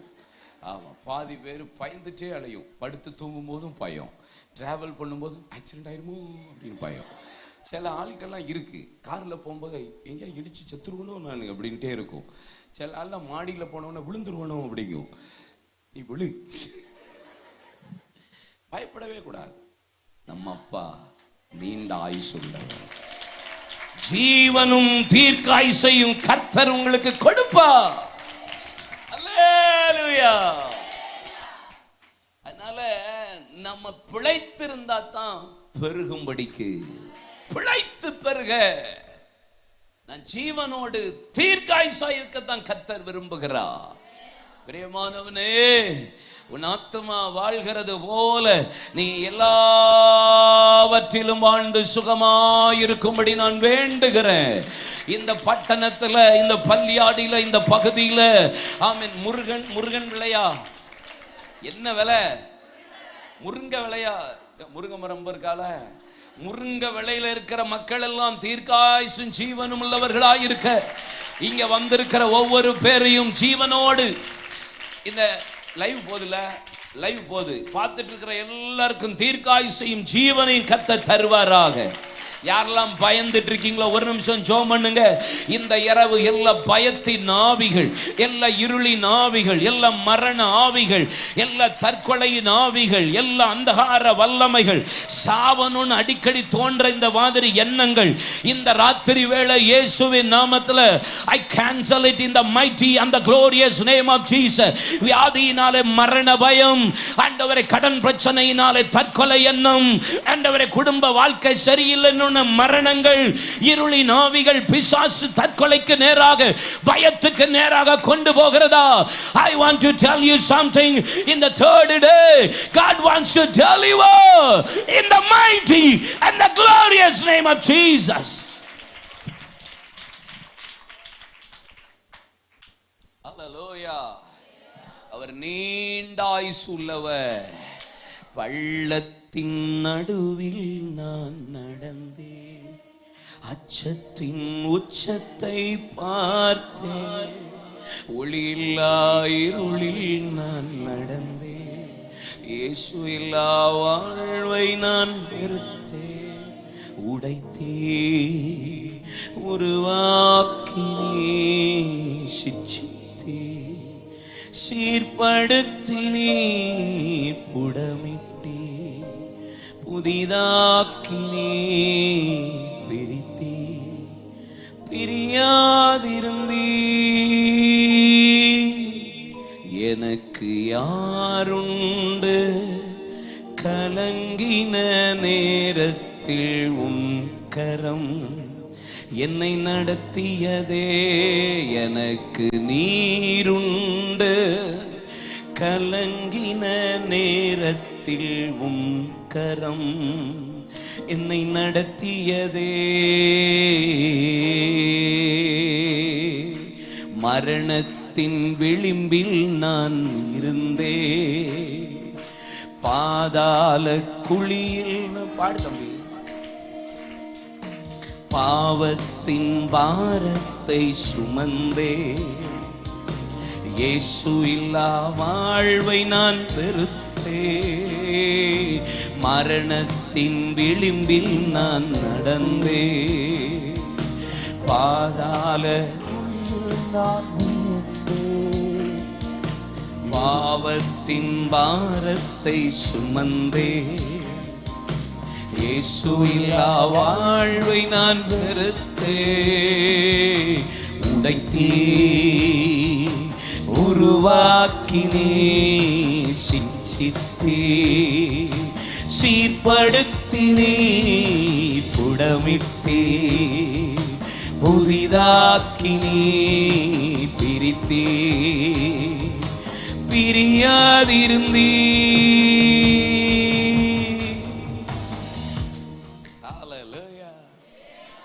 பயப்படவே கூடாது. என்னப்பா, விக்டர் பி லாரன்ஸ் அண்ணன்னு ஒரு தேவ மனிதர் உயிரோடு இருந்த காலம் இப்ப கர்த்தருடைய ராஜ்யத்தில் தெரியுங்களா pastor? Wonderful man of prayer. அவர் பார்த்தீங்கன்னா அண்ணனுக்கு குழந்தை கிடையாது, ஒரு பிள்ளை எடுத்து வளர்த்தாங்க. மேன் ஆஃப் பிரேயர்னு சொல்லலாம். ஜபம் ஜபம் ஜபம் தான், அப்படி ஜெபிப்பார். அண்ணனுக்கு அண்ணன் அடிக்கடி சொல்ற ஒரு வார்த்தை, நான் இங்க இருந்தா அவருக்கு பிரயோஜனம், நான் அங்க போனா எனக்கு பிரயோஜனம் அப்படிம்பார். அடிக்கடி இந்த வார்த்தையை சொல்லுவாரு. அநேக சாட்சிகள் அண்ணன் வாழ்க்கையில உண்டு. அதனால நம்ம எல்லாரையும் கர்த்தர் ஜீவனும் தீர்க்காயுசுமா வைக்கதான் கர்த்தர் விரும்புறார். சில நேரம் சில ஆள் சொல்லுவாங்க, சீக்கிரம் போயிடணும்னு சொல்லக்கூடாது. ஆமென் சொல்லுங்க. ஆமா, போயிட்டா நல்லா இருக்கும். போவீங்க, கண்டிப்பா கர்த்தர் உங்களை தூக்குவார், ஒன்றும் பிரச்சனை இல்லை. ஏன் கவலைப்படுறீங்க? டைம் வரும், கர்த்தர் கண்டிப்பா தூக்குவார், பிரச்சனை இல்லை. எனக்கும் ஆசையாக தான் இருக்கு, உங்க கூட மாரடிக்கிறதுக்கு போய் சேர்ந்துடலாமான்னு சொல்லிட்டு ஆசையாக தான் இருக்கு. அதுக்குன்னு டைம் வச்சிருப்பாரா இல்லையா? நமக்கு எப்பயுமே என்ன தோணும்னா, தீர்க்காயுசு அப்படின்னு சொன்னா நம்ம என்ன நினைப்போம்னா, நல்ல பூரண வயதுல மரிக்கிறது தான் தீர்க்காயுசு அப்படின்னு சொல்லும். பைபிள்ல பல வசனம் இருக்கு. ஈசாக்கு பூரண வயது உள்ளவனாய், யோபு பூரண வயது உள்ளவனாய், அப்படிலாம் வசனம் இருக்கு பாருங்க. தாவீது பூரண வயது உள்ளவனாய், தீர்க்காயுசு உள்ளவனாய் மரித்தான் அப்படின்னு இருக்கு. சில ஆட்களை ஆண்டவர் பாதியிலே தூக்கிடுறாரு. என்ன செய்ய? நம்ம தீர்க்காயுசு அப்படின்னு நினைக்கிறது, பூரண வயது அப்படின்னு நினைக்கிறது. எத்தனை பேருக்கு சங்கர் அண்ணனை தெரியும்னு எனக்கு தெரியல. சங்கர் அண்ணன் மேன் ஆஃப் ரிவைவல்னு சொல்லலாம். பாஷ தெரியுதா சங்கரண்ணா? இல்லை பாஷ, சங்கரண்ணை 46 அந்த சம்திங்லேயே கர்த்தருக்குள்ள ராஜ்யத்துக்குள்ள போயிட்டாங்க அண்ணன். நீங்க பாருங்க, டிஜிஎஸ் தினகரன் அங்கிள் முழங்கால் போட்டு ஜெபிச்சுக்கிட்டு இருக்கிறாங்க. அண்ணன் நைட்டு பிரசங்கம் பண்ணிட்டு டிராவல் பண்றாங்க, ஆக்சிடென்ட் ஆகுது, அண்ணன் மரித்து போறாங்க. பயங்கர பவர்ஃபுல் மேன் ஆஃப் காட். பிரசங்கம் அந்த அளவுக்கு பண்ணுவாங்க. டிஜிஎஸ் அங்கிள் ஜெபம் பண்ணிட்டு இருக்கிறாங்க. டக்குன்னு அண்ணனுடைய ஆவி மேலே போகுது. அண்ணன் அப்படி திரும்பி பார்த்து டிஜிஎஸ் அங்கிளை பார்த்து சொன்னாங்களாம், அண்ணன் நான் உங்களுக்கு முந்திக்கிட்டேன் அப்படின்னு சொல்லிட்டு போனாங்களாம் சங்கரண்ணே. டிஜிஎஸ் அங்கிள் அந்த இதுல பிரசங்கத்துல அப்படி சொன்னாங்க. அப்போ சங்கரனுடைய ஆயுசு அந்த நம்மளை பெருக பண்ணுகிற ஆண்டவன். ஆமென். சரி, ஏன் என் ஆயுசு நாட்கள் பாதியிலே சில நேரம் போகிறது? இது ஒரு கேள்விக்குறியில. சில நேரம் நான் சொன்னேன், என் சகோதரியினுடைய மாப்பிள்ளை இந்த கிறிஸ்மஸ்க்கு அடுத்த நாள் இறந்துட்டார். அவர் ஸ்பிக்ல ஜிஎம்மா இருந்தார், லேக்ஸில் சம்பளம் வாங்குவார், வெரி இன்டெலிஜென்ட் பர்சன். பட்டு ஹார்ட் அட்டாக்கு சம் ப்ராப்ளம், இறந்துட்டார். ஆனால் அவர் அன்னைக்கு காலையிலேயே சொல்லியிருக்கிறாரு, என்னை சமாதானத்தோடு அனுப்பு, நான் 7 பெத்தையில பார்க்குறேன். அப்போ அவர் ப்ரிப்பேர் ஆயிட்டாருன்னு அர்த்தம். சில ஆள் ஆண்டவர் ப்ரிப்பேர் பண்றாரு, அவரை செய்து முடிக்கிற காரியத்தை செய்து முடிச்சுட்டு அவரை கர்த்தர் தூக்கிறார், எடுத்துக்கிறார் சரியான நேரத்தில். ஆனா சில நேரம் ஆயுசு இருக்கு, ஆனா இடையிலே சில நேரம் மரணங்கள், சில நேரம் இழப்புகள், பெருகாதபடிக்கு என் பிள்ளை இல்லையே அப்படிங்கிற ஒரு வேதனை. ஏன் இது சம்பவிக்கிறது? ஒரு 5 வசனம் காமிக்கிறேன், குறிச்சுக்குவீங்களாப்பா? 5 words in biblical. நம்ம சில வசனத்தை பார்த்தா தான் நமக்கு அது விளங்கும். ஆண்டவர் நம்மோடு பேசட்டும். கர்த்தருடைய ஆவியானவருக்கு நம்ம ஒப்பு கொடுப்போம். கர்த்தர் நல்லவர். இங்க பாருங்க, யாத்திராகமம் 23:26 சொல்லுகிறது, கற்பம் விழுகிறது மலடு உன் தேசத்தில் இருப்பதில்லை, உன் ஆயுசு நாட்களை நான் பூரணப்படுத்துவேன். எப்பயுமே ஆண்டவர் பூரணப்படுத்துகிற ஆண்டவர், பூரணமா நம்மளை வாழ வச்சு அழகு பார்க்கிற தேவன் தான். ஆனா ஏன் பாதியில வேத வசனம் கரெக்டா குறிச்சுக்கணும். 1 எல்லாரும் எடுத்துக்கிறீங்களா? எரேமியா 17:11. Jeremiah chapter 17 verse 11. வாசிக்கியா தங்கம்? மைக்ல பக்கத்துல மைக் வச்சிருக்கீல்ல? அநியாயமாய் ஐஸ்வர்யத்தை சம்பாதிக்கிறவன் நீ வாசித்தாங்க. முட்டையிட்டு அவையே காத்தும் குஞ்சு பொறிக்காமல் போகிற கௌதாரிக்கும் சமமாயிருக்கிறான். அவன் தன் பாதி வயதிலே அதை விட்டு தன் முடிவிலே மூடனாயிருப்பான். அநியாயமாய் ஐஸ்வர்யத்தை சம்பாதிக்கிறவன் முட்டையிட்டு அவையம் காத்து குஞ்சு பொறிக்காமல் போகிற கௌதாரிக்கு சமானமாயிருக்கிறான். அவன் தன் பாதி வயதிலே அதை விட்டு தன் முடிவிலே மூடனாய் இருப்பான்.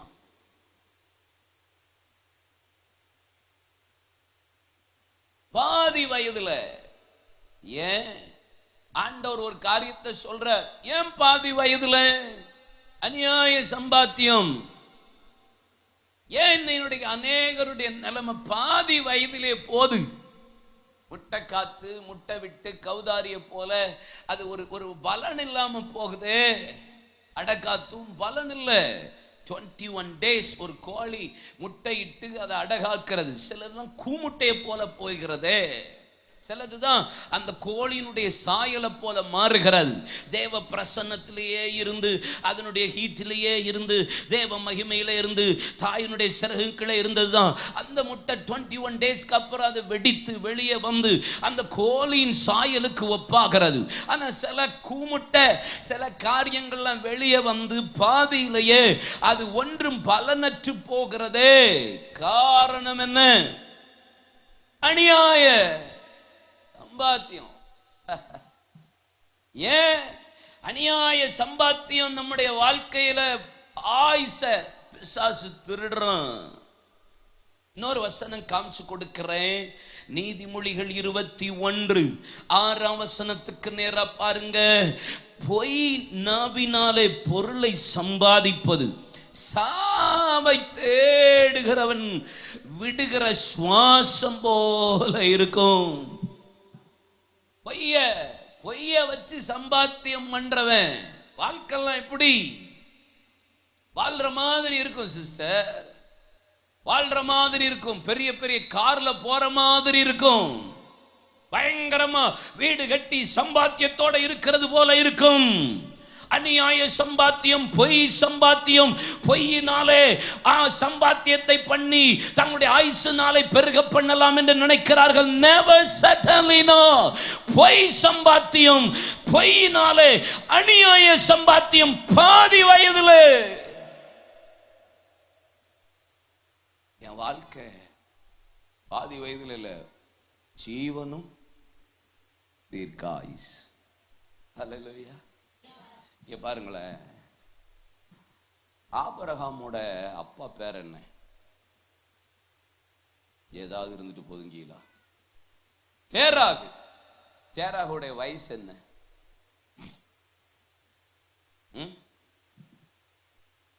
ஆதியாகமம் 11:32. தேராகு ஆயுசு நாட்கள் 200. தேராகு ஆரானிலே. ஆதியாகமம் 25:7 பாருங்களேன். ஆபிரகாம் உயிரோடு இருந்த ஆயுசு நாட்கள் 170. அப்பா விக்கிரக ஆராதனைக்காரரு, இல்ல ஆரானில மரித்தார், சுதந்தரிக்கப்பட்ட தேசத்துக்கு அங்க வரைக்கும் வந்துட்டு போகல, வரல, சுதந்தரிக்கல. ஆனா அவருடைய ஆயுசு காலம் ஆனா ஆபிரகாம் கர்த்தருடைய சத்தத்துக்கு செவி கொடுத்தவன், வாக்குக்கு கீழ்ப்படிந்தவன், கீழ்ப்படிந்து கர்த்தருடைய சத்தத்துக்கு கேட்டு கர்த்தர் எங்க கொண்டு போறான்னு தெரியாத தேசத்துக்கு புறப்பட்டு போகிறவன், எல்லாம் கரெக்டா இருந்தவன், பெர்ஃபெக்ட் பர்சன். லோத்தோட சண்டை போடல, வாக்குவாதம் பண்ணல, விட்டு கொடுத்தான்.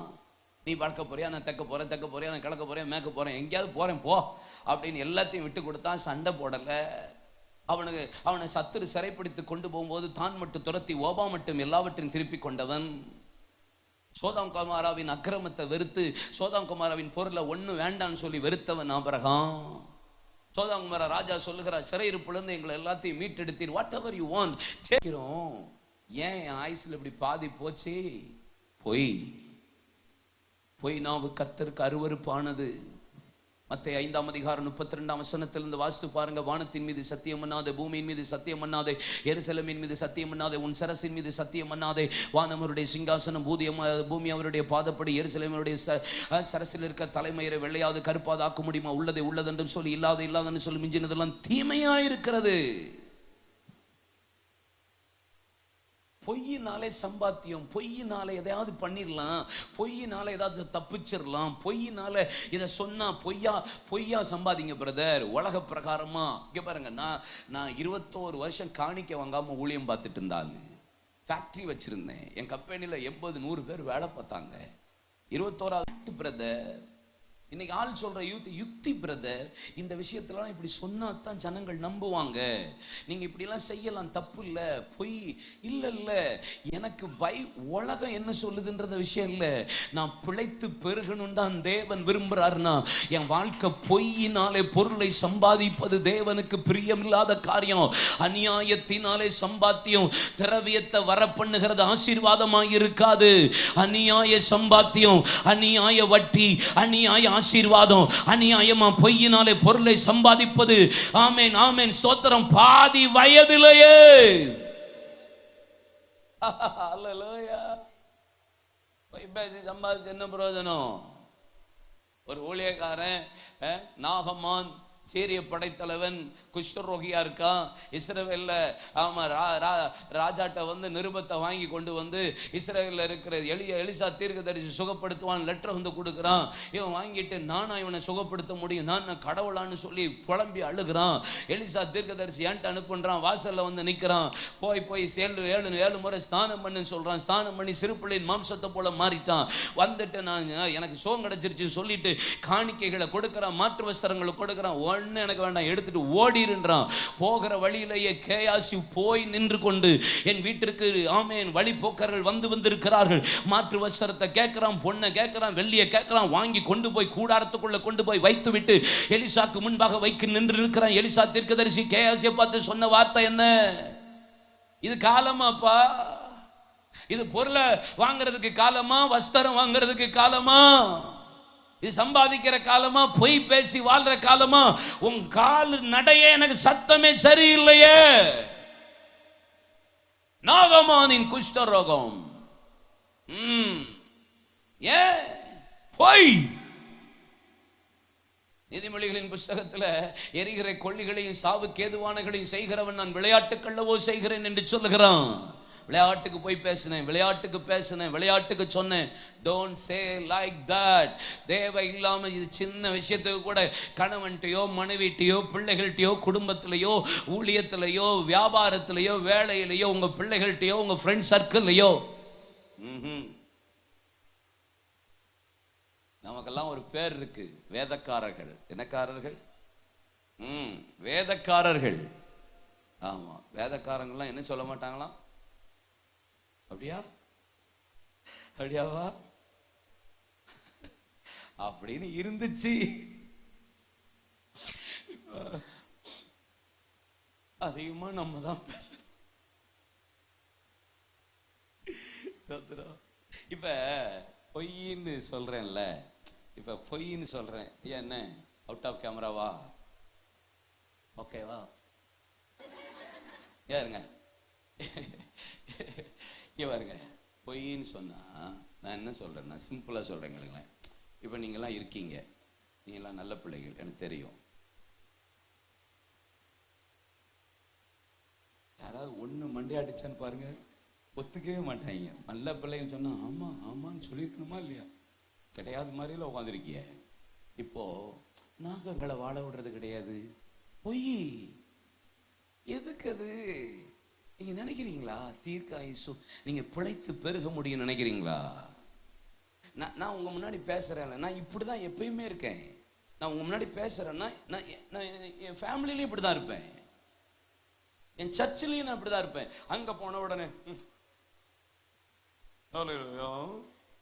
கர்த்தருடைய ஆசீர்வாதம் உங்கள் மீது உண்டாவதாக. என் சர்ச்சில் போய் எப்படி? என் சர்ச்சிலையும் இப்படிதான் இருக்கேன். நான் உங்க முன்னாடி இப்படிதான் பேசுறேன். 1,00,000 பேருக்கு முன்னாடி பிரசங்கம் பண்ணாலும் நான் இப்படிதான் பேசுறேன். நான் ஏன் நடிக்கணும்? ஏன் நான் பொய்யா வாழணும்? கிறிஸ்தவ ஜீவியம் பாதி பொய்யிலேயே போகுது. As it is, உங்க லைஃப் எப்படி இருக்கோ அப்படியே கர்த்தருக்கு முன்னாடி வாங்க. நீங்க ஆண்டவரை ஏமாத்த முடியாது, உலகத்தை ஏமாத்தி ஒண்ணும் பண்ண முடியாது. நீங்க பிழைக்கிறது பெருகத்தான், நீங்க ஜீவனும் தீர்க்காயுசு உடையவர்களா இருக்கத்தான் கர்த்தர் விரும்புகிறார். உங்கள் பெருக்கத்தை அவர் பார்க்க விரும்புகிறார். நீங்க பெருகணும் ஆசைப்பட விரும்புகிறார். நடிப்போட ஒரு வாழ்க்கை, வெளியே ஒரு வாழ்க்கை தேவையில்லை.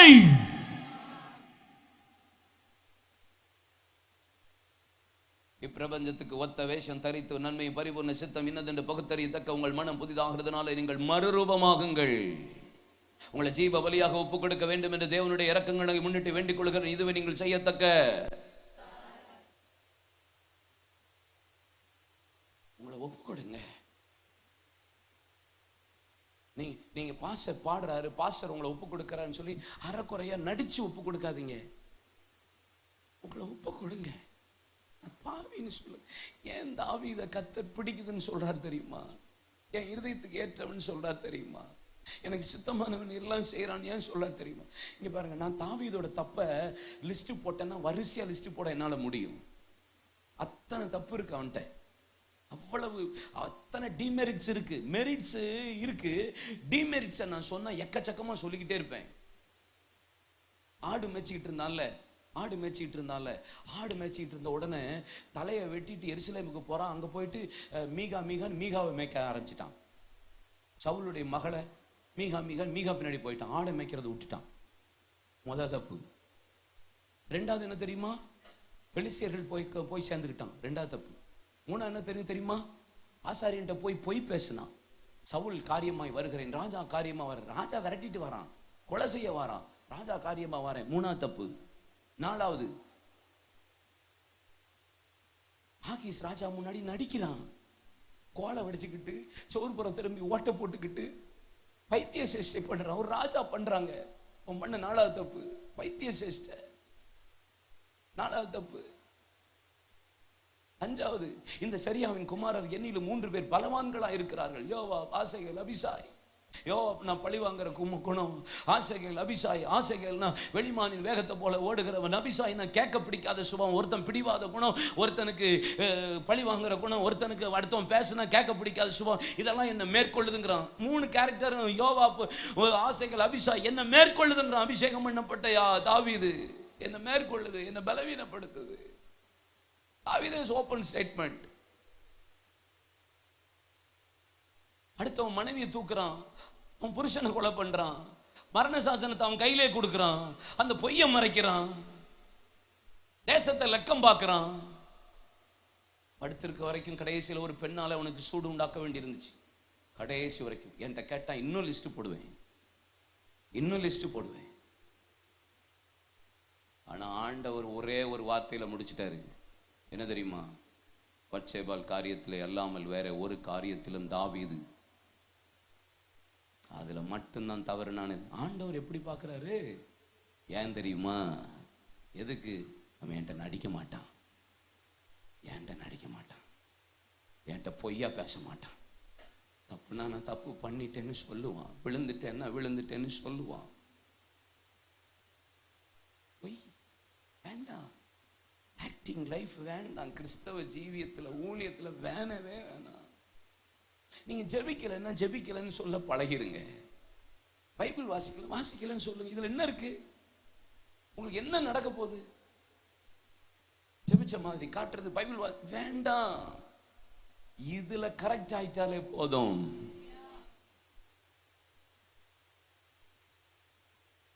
ஜிம்மி ஸ்வாகட் என்கிற ஒரு ரிவைவலிஸ்ட், ஜிம்மி ஸ்வாகட் மகாபெரிய ரிவைவலிஸ்ட்.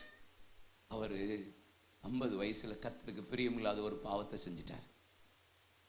நடு மேடையில் நின்றுட்டு இருக்கிறாரு. 75,000 பேர் உட்கார்ந்துட்டு இருக்கிறாங்க. ஒரு ஜிம்மி ஸ்வாகட் ரிவைவல் பிரீச்சரு, எழும்பி நின்னாலே அற்புதம் நடக்கும், எழும்பி நின்னாலே மகிமை வெளிப்படும். அப்படிப்பட்ட ஒரு தேவ மனிதன் 50 வயசுல ஒரு பாவம் செஞ்சு போன வருஷம் தான் இறந்து போனார். கர்த்தருடைய ராஜ்யத்துக்குள்ள போனார். மேடையில் நின்றுட்டு ஏங்கி அழுகுறார். எல்லாருக்கும் எனக்கு இப்படி அழுகுறாருன்னு தெரியல. அழுகுறாரு. ஏன் ஜிம்மி அழுகுறாரு? ஒரே போராட்டம். கடைசியில வானத்தை பார்த்துட்டு சொல்ல, தேவனே விபச்சாரக்காரனை மன்னியும் அழுதாரு. முழு சபைக்கு முன்னாடி ஓப்பன் ஸ்டேட்மெண்ட். நடிக்கல. நான் பெரிய தப்பு பண்ணிட்டு வெளியே சொல்லாம இருக்கிறதுக்கு முடியாதாங்க? மறைக்க முடியாதாங்க? சொல்லுங்க. ஆனா செய்யல. ஓப்பனா சொன்னாரு. அதுக்கப்புறம் அவரை கர்த்தர் பயன்படுத்தின விதம் பயங்கரமா இருந்துச்சு. உங்களை யோசேப்பை போல் நான் ஒழுங்கில்லையே, நோவாவை போல் நீதி, ஆபிரகாமை போல் விசுவாசி, தானியேலை போல் உம்மை வேண்டவில்லையே. நான் நானாக தானாக வந்து நிற்கிறேன், மத்தாளை போல் உம்மை சேவிக்கலையே, மரியாளை போல் உம்மை நேசிக்கலையே, எஸ்தரை போலதையும் செய்யவில்லையே, எலிசபெத்தின் நற்குணங்கள் என்னில் இல்லையே, நான் வீணாகி பாலாகி வந்து நிற்கிறேன்.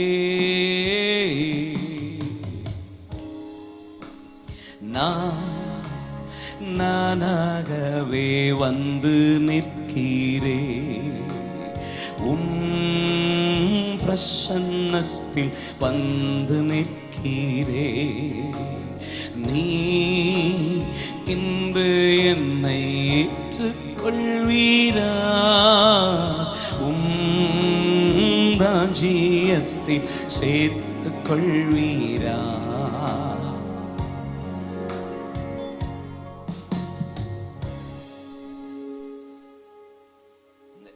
இந்த ஜீவியம் நமக்கு வேணாம். ஒரு நிமிஷம் வலது கரத்தை உயர்த்துங்களேன். ஆண்டவரே, ஜீவனும் தீர்க்காயுசும் உடையவர் நீர். எங்க வாழ்க்கையில ஜீவனையும் தீர்க்காயுசின் கட்டளை கொடுக்கிறவர் நீ. எங்களை பூரணமா ஆசீர்வதிக்கிறவர் நீ. ஏன் ஆண்டவரே, பாதி வயதுல எங்க ஜீவியம் முடிகிறது. வேண்டாம், பொய்யான வாழ்க்கை வேண்டாம். பொய்யினாலே பொருளை சம்பாதிக்கிற வாழ்க்கை வேண்டாம். பொய்யினால நாங்கள் ஆவிக்குரிய வாழ்க்கையில எதை சம்பாதிச்சிட போறோம்? ஆண்டவரே, பொய்யானல இன்னைக்கு ஒரு நல்ல ஒரு லைஃப், ஆண்டவரே ட்ரூத், ஆண்டவரே நல்ல ஒரு ஃபெய்த்ஃபுல், ஆண்டவரே ஒரு டிரான்ஸ்பரண்டான ஒரு லைஃப், ஆண்டவரே எதையும் ஒளிச்சு வைக்காம மறைமுகமா இருக்காம. வாயை திறந்து ஒரு நிமிஷம் அப்படி ஜெபம் பண்ணிருங்களேன். ஒரு நிமிஷம் ஜெபம் பண்ணுங்க. மறைச்சு வச்சு வாழாற வாழ்க்கை எங்களுக்கு வேண்டாம். ஆண்டவரே, உள்ளதென்றும் இல்லாதென்று சொல்லுங்கள். ஆமென், ஆமென். வேதம் சொல்லுகிறது, அவருக்கு முன்பாக எல்லாம் நிர்வாணமா இருக்கிறது, எல்லாம் வெட்ட வெளிச்சமும் பட்ட பகலை போல இருக்கிறது, அவருக்கு மறைவாய் ஒன்றும் இருந்தது இல்லை. ஆண்டவரே, நீங்க அவனவன் செய்கைக்கு தக்க பலன் அவரோடு கூட வருகிறது. ஆமென், ஆமென், ஆமென். உங்கள் செய்கைக்கு தக்க பலனை நீங்கள் இழந்து போகாதபடிக்கு, பூரண பலனை பெற்றுக்கொள்ளும்படிக்காக நீங்கள் எச்சரிக்கையாயிருங்க. எச்சரிக்கையா. எங்க வாழ்க்கை பொய் வேண்டாம் ஆண்டவரே. மாய்மாலமான ஜீவிய வேண்டாண்டவர், வேண்டாம். எங்க வாழ்க்கையில் அந்தப்பட்ட வாழ்க்கை வேண்டாம் சுவாமி. இயேசுவே, எங்களை தாழ்த்தி ஒப்பு கொடுக்கிறோம். இன்னும் ஒரே ஒரு வார்த்தை, வேகமா வேகமா, கொஞ்ச நேரம், ஒரு 10 நிமிஷம் உங்களுக்கு சொல்லி முடிச்சிடறேன். என்னப்பா, அடுத்த வாச வாருங்களேன். பிரசங்கி 7ஆம் அதிகாரம் அதனுடைய 17ஆம் வசனம் பாருங்க. மிஞ்சின துஷ்டனாயிராதே,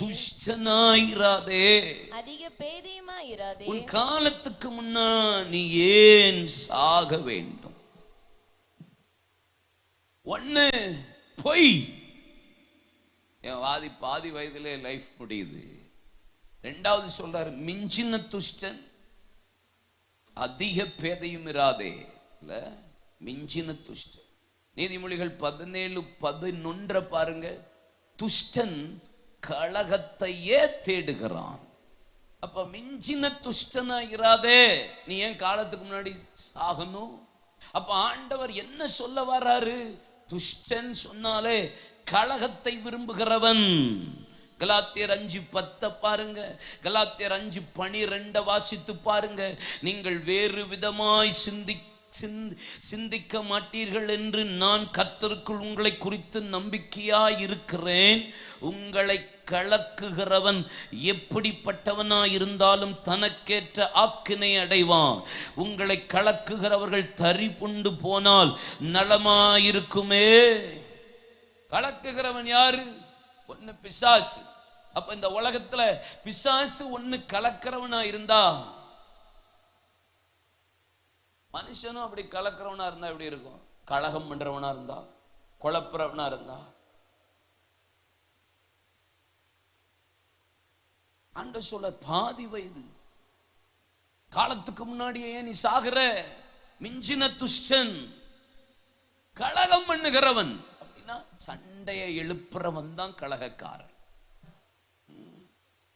கலகம் பண்ணிட்டே இருப்பான் பாருங்க, பஞ்சாயத்து பண்ணிட்டே இருக்கிறது. குடும்பத்துல கலக்கத்தை உண்டாக்கிட்டே இருப்பான், கலகம் பண்ணிட்டே இருப்பான்.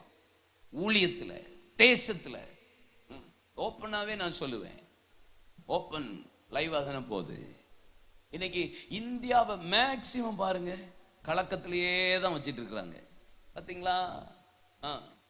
ஒண்ணு மொழியை கையில் எடுப்பாங்க, ஒண்ணு ஜாதிய கையில் எடுப்பாங்க, இன்னொன்னு ஆமா ஏதாவது ஒரு விஷயத்தை கையில எடுத்து, மொழியை கையில் எடுக்கிறது, மதத்தை கையில் எடுக்கிறது, ஜாதியை கையில் எடுக்கிறது, ஏதோ ஒரு விஷயத்தை எடுத்து தேசத்துல அரசியல்வாதிகள், அரசாங்கத்தில் உள்ளவர்கள் கலகம் பண்ணிட்டே இருப்பாங்க. ஏதாவது ஒரு சின்ன விஷயத்தை எடுத்துட்டு அதை விதைச்சுக்கிட்டே இருப்பான். கலகம் பண்ணிக்கிட்டே இருக்கிறவன் தான் மிஞ்சின துஷ்டன், கலக்குகிறவன். கலக்குகிறவன் உங்கள் மத்தியில தரிப்புண்டு போனா நலமா இருக்கும். குழப்பி விடுறவன் அத்திரு. இன்னைக்கு சர்ச்சுக்குள்ள யார் கலக்கத்தை உண்டாக்குறா? இன்னைக்கு பிள்ளைகள் ஒரு பக்கம், வாலிப பிள்ளைகள் ஒரு பக்கம் கலங்கி போய் நிக்குதுங்க. பல ஊழியக்காரங்க கலக்கத்துல இருக்காங்க. எதுனால? இன்னைக்கு பல விதத்துல உபதேச குளறுபடி தான் இன்னைக்கு தேசத்துக்குள்ள இருக்கு. இல்ல, பாட்டெல்லாம் நல்லா இருக்கு, உபதேசம் எப்படி இருக்கு? குழப்பமா இருக்கு. பேசுற பிரசங்கம் பயங்கர நல்லா இருக்கிற மாதிரி இருக்கு. ஒரு 2-3 நாள் அந்த பிரசங்கத்தை ஒருத்தன் கேட்டுட்டே இருந்துச்சான்னா கடைசியில் அவன் பேசுறது பார்த்தா நமக்கே பயமா இருக்கு. ஒரு காலத்துல பாட்டு பாடின ஆட்கள்லாம் சிலுவை சுமந்தோரா அப்படின்னு பாடின ஆட்கள் இன்னைக்கு சொல்லுது சிலுவையே தேவையில்லைங்குது. கலக்குகிற ஆட்கள்.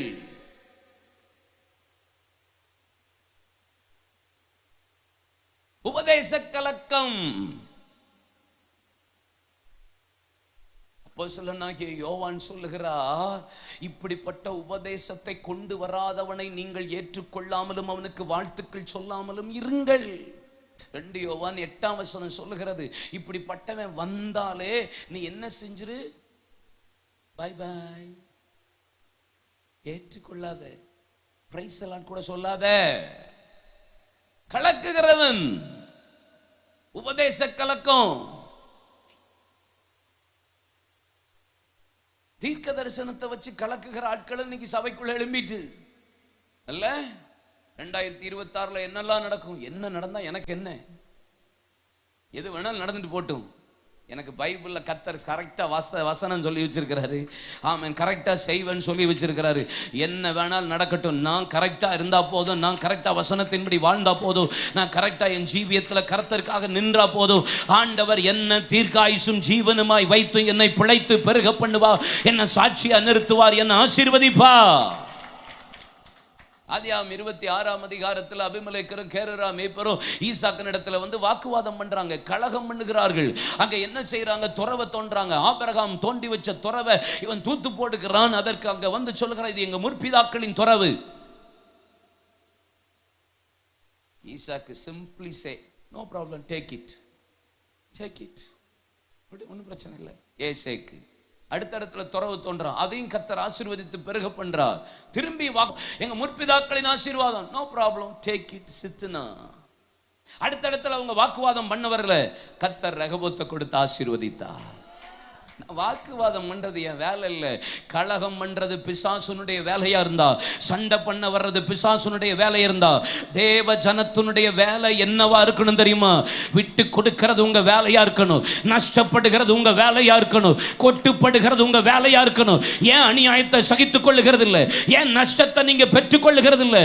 ஏன் இந்த காரியத்தில் தேவ ஜனங்கள் விட்டு கொடுக்க முடியவில்லை? அதனாலதான் 1 கொரிந்தியர்ல அப்போஸ்தலனாகிய பவுல் 6ஆம் அதிகாரம் 7ஆம் அதிகாரத்தில் சொல்லுகிறார், ஏன் நீங்க நஷ்டத்தை பொறுத்து கொள்ள மாட்டேங்கிறீங்க? ஏன் நீங்க அநியாயத்தை சகித்துக் கொள்ள மாட்டேங்கிறீங்க? ஏன் குறைவுபட மாட்டேங்கிறீங்க? நீங்க தேவதூதர்களை நியாயம் விசாரிக்க போறீங்களே, ஏன் உங்களுடைய வழக்கை கொண்டு நீதிமன்றத்துக்கு கொண்டு போய் நிக்கிறீங்க?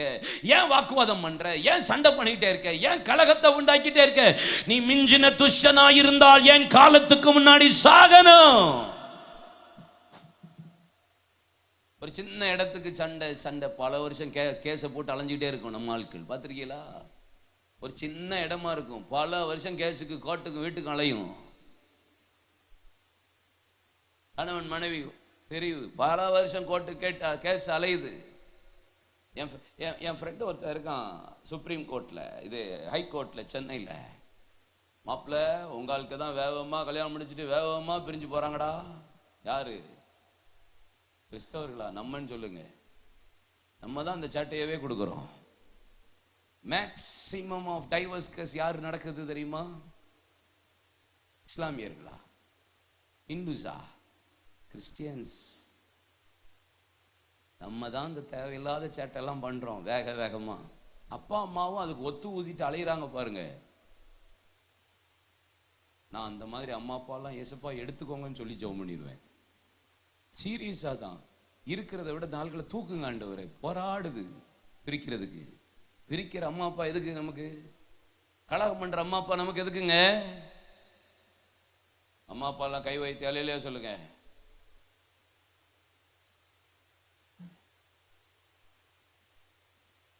மாமனார் மாமியார்லாம் அலையிலையா?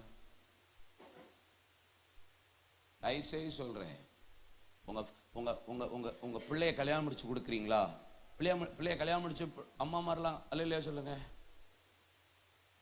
என்ன இந்த ஏரியாவில் நீங்க கல்யாணமே முடிச்சு யாரும் கொடுக்கலையா? பாஸ்டர், நான் 1 வாரம் உங்க ஏரியாவில் இருக்கேன், கல்யாணம் முடியாது அவ்வளோ குரூப்பையும் கொண்டு வாங்க. கிளவியா இருந்தாலும் பரவாயில்ல, நான் மாப்பிள்ளை பற்றி வைக்கிறேன், ஒன்றும் பிரச்சனை இல்லை. பாதி கையவே தூக்க மாட்டுக்காங்களே. பாருங்க, ஒன்ஸ் கல்யாணம்னு ஒன்று முடிச்சு கொடுத்துட்டா உள்ள நுழையாதீங்க. பல அம்மா அப்பா குறிப்பா அம்மாமார்கள் உள்ள உள்ள உள்ள மண்டைய கொண்டையும் கொடுத்துக்கிட்டு சேட்டையை கொடுத்துட்டு இருந்தீங்கன்னு வச்சுக்கோங்க, இந்த எல்லைகளில் இருக்கிறவர்கள் நீங்கள் நல்லவர்கள் என்று நான் உங்களை ஆசீர்வதிக்கிறேன். இந்த சத்தத்தை கேட்டுக்கொண்டிருக்கிற நீங்க யாரா இருந்தாலும் சரி, இன்னைக்கே மனம் திரும்பிடணும். பாதி வயதிலே போய் சேர்ந்துடாத. பாச காணிக்க சும்மாடா. உங்க ஐயாவை மாதிரி இப்படி காணிக்க வாங்காத ஊழியாட்களா? எப்போ வாங்குவீங்க? மொத்தமா நாளைக்கு காலையில் வாங்கிடுவீங்களோ? சரி, எப்படியோ நடக்கட்டும். என்ன தங்கம், ஒன்றும் பிரச்சனை இல்லை நமக்கு. நீங்க கொடுக்கறதுனா நீங்க ஆசீர்வாதமா இருக்கிறதுக்காக தான். எடுக்கவே இல்லையே நினைச்சேன், கடைசியில் எடுப்பீங்களோன்னு நினைச்சேன், கடைசியிலும் கிடையாது போல. தோத்திரம். கண்களை மூடுங்க, வாயத்திறங்க. ரொம்ப விஷயம் இருக்கு, நான் நாளைக்கு பேசுறேன். என்ன நம்ம பேசுவோம். என்னப்பா ஜபத்தோட வாங்க, கர்த்தர் நம்முடைய பேசட்டும். வாய்களை தரங்களேன், கண்களை மூடுங்க. நீண்ட ஆயுசு உள்ளவர் சிங்காசனத்தில் மகிமையாய் வீற்றிருந்தார். என் வாழ்க்கை பாதையிலே போயிடக்கூடாது, காலத்துக்கு முன்னாடி என்ன தரக்கூடாது. எங்க ஆண்டவர் விரும்புறதெல்லாம் நீ பிழைத்து பெருகணும் என்பதுதான். பிழைத்து பெருகணும். அவரில் அன்பு கூர், அவர்கள் வழி நட, அவருடைய வழியில நடந்து அவருடைய வசனங்களையும் கற்பனைகளையும் கட்டளைகளையும் கைக்கொள்ள நீ உறுதியாயிருப்பாயானா நீ சுதந்திரிக்க போகிற தேசத்துல ஆண்டவருக்கு பிரியமில்லாத எந்த காரியத்தை நீ கை கொள்ளாமலும் அதன் பின்பாக நீ போகாமலும் அதை நமஸ்கரிக்காமலும் அதை எடுத்துக்கொள்ளாமலும் அதை வணங்காமலும் நீ இருப்பாயானா அவரே உனக்கு தீர்க்காயுசும் பலனுமாய் உனக்கு கர்த்தர் ஜீவனுமாய் இருப்பார் என்று போடப்பட்டிருக்குமானா இன்றைக்கு கர்த்தர் உங்களை பிழைத்திருந்து பெருக பண்ணுவா. எங்க ஆயுசனெல்லாம் போச்சு ஆண்டவரே. 969 இருந்து 950 120 ஆண்டவரே 80 4 விரற்கடையாய் மாற்றி பொட்டரிப்ப போல எங்க வாழ்க்கை போகிற காலத்துக்கு வந்ததற்குரிய நோக்கம் பொய் வேண்டாம். பொய்யினால் அநியாயம் சம்பாதிக்க வேணாம். எங்க வாழ்க்கை அப்படிப்பட்ட ஜீவன். கைகளை உயர்த்தி ஒப்பு கொடுத்து ஒரு வார்த்தை சொல்லிருங்களேன். மிஞ்சின துஷனா இருந்துராதீங்க, கலகம் பண்ணுகிறவர்களா வாழ்ந்துராதீங்க, எப்போதும் சண்டையை விரும்பாதீங்க, எப்போதும் சண்டையை விரும்பாதீங்க, எப்போதும் கலக்கத்தை விரும்பாதீங்க, குடும்பத்துல கலகம் பண்ணாதீங்க. இந்த சத்தத்தை கேட்கிற யாரா இருந்தாலும் உங்களுக்கு சொல்லுகிறேன், ஆவியானவர் உங்களை பார்த்து சொல்லுகிறா, கலகம் பண்ணாதீங்க, தேசத்துல கலகத்தை உண்டாக்காதீங்க, குடும்பத்துக்குள்ள கலகத்தை உண்டாக்காதீங்க, பட்டணங்களுக்குள்ள கலகத்தை உண்டாக்காதீங்க. நீ ஏன் பாதி வயதிலேயே காலத்துக்கு முன்னாடி சாகணும்? நீ பிழைத்திருந்து பெருகதான் கர்த்தர் விரும்புகிறார். அவர் உனக்கு ஜீவன தீர்க்காயுசை தருகிறவர். உங்க பிரசன்னத்தில் அமர்ந்திருந்து நீ செய்யும் யுத்தம் காண்பே. கை உயர்த்துங்க. என் பலத்தினா ஒன்றும் ஆகாது, என் சுயத்தினா ஒன்றும் நடக்காது, உங்க பிரசன்னத்தா கூடுமே, உங்க பிரசன்னந்தா போதுமே.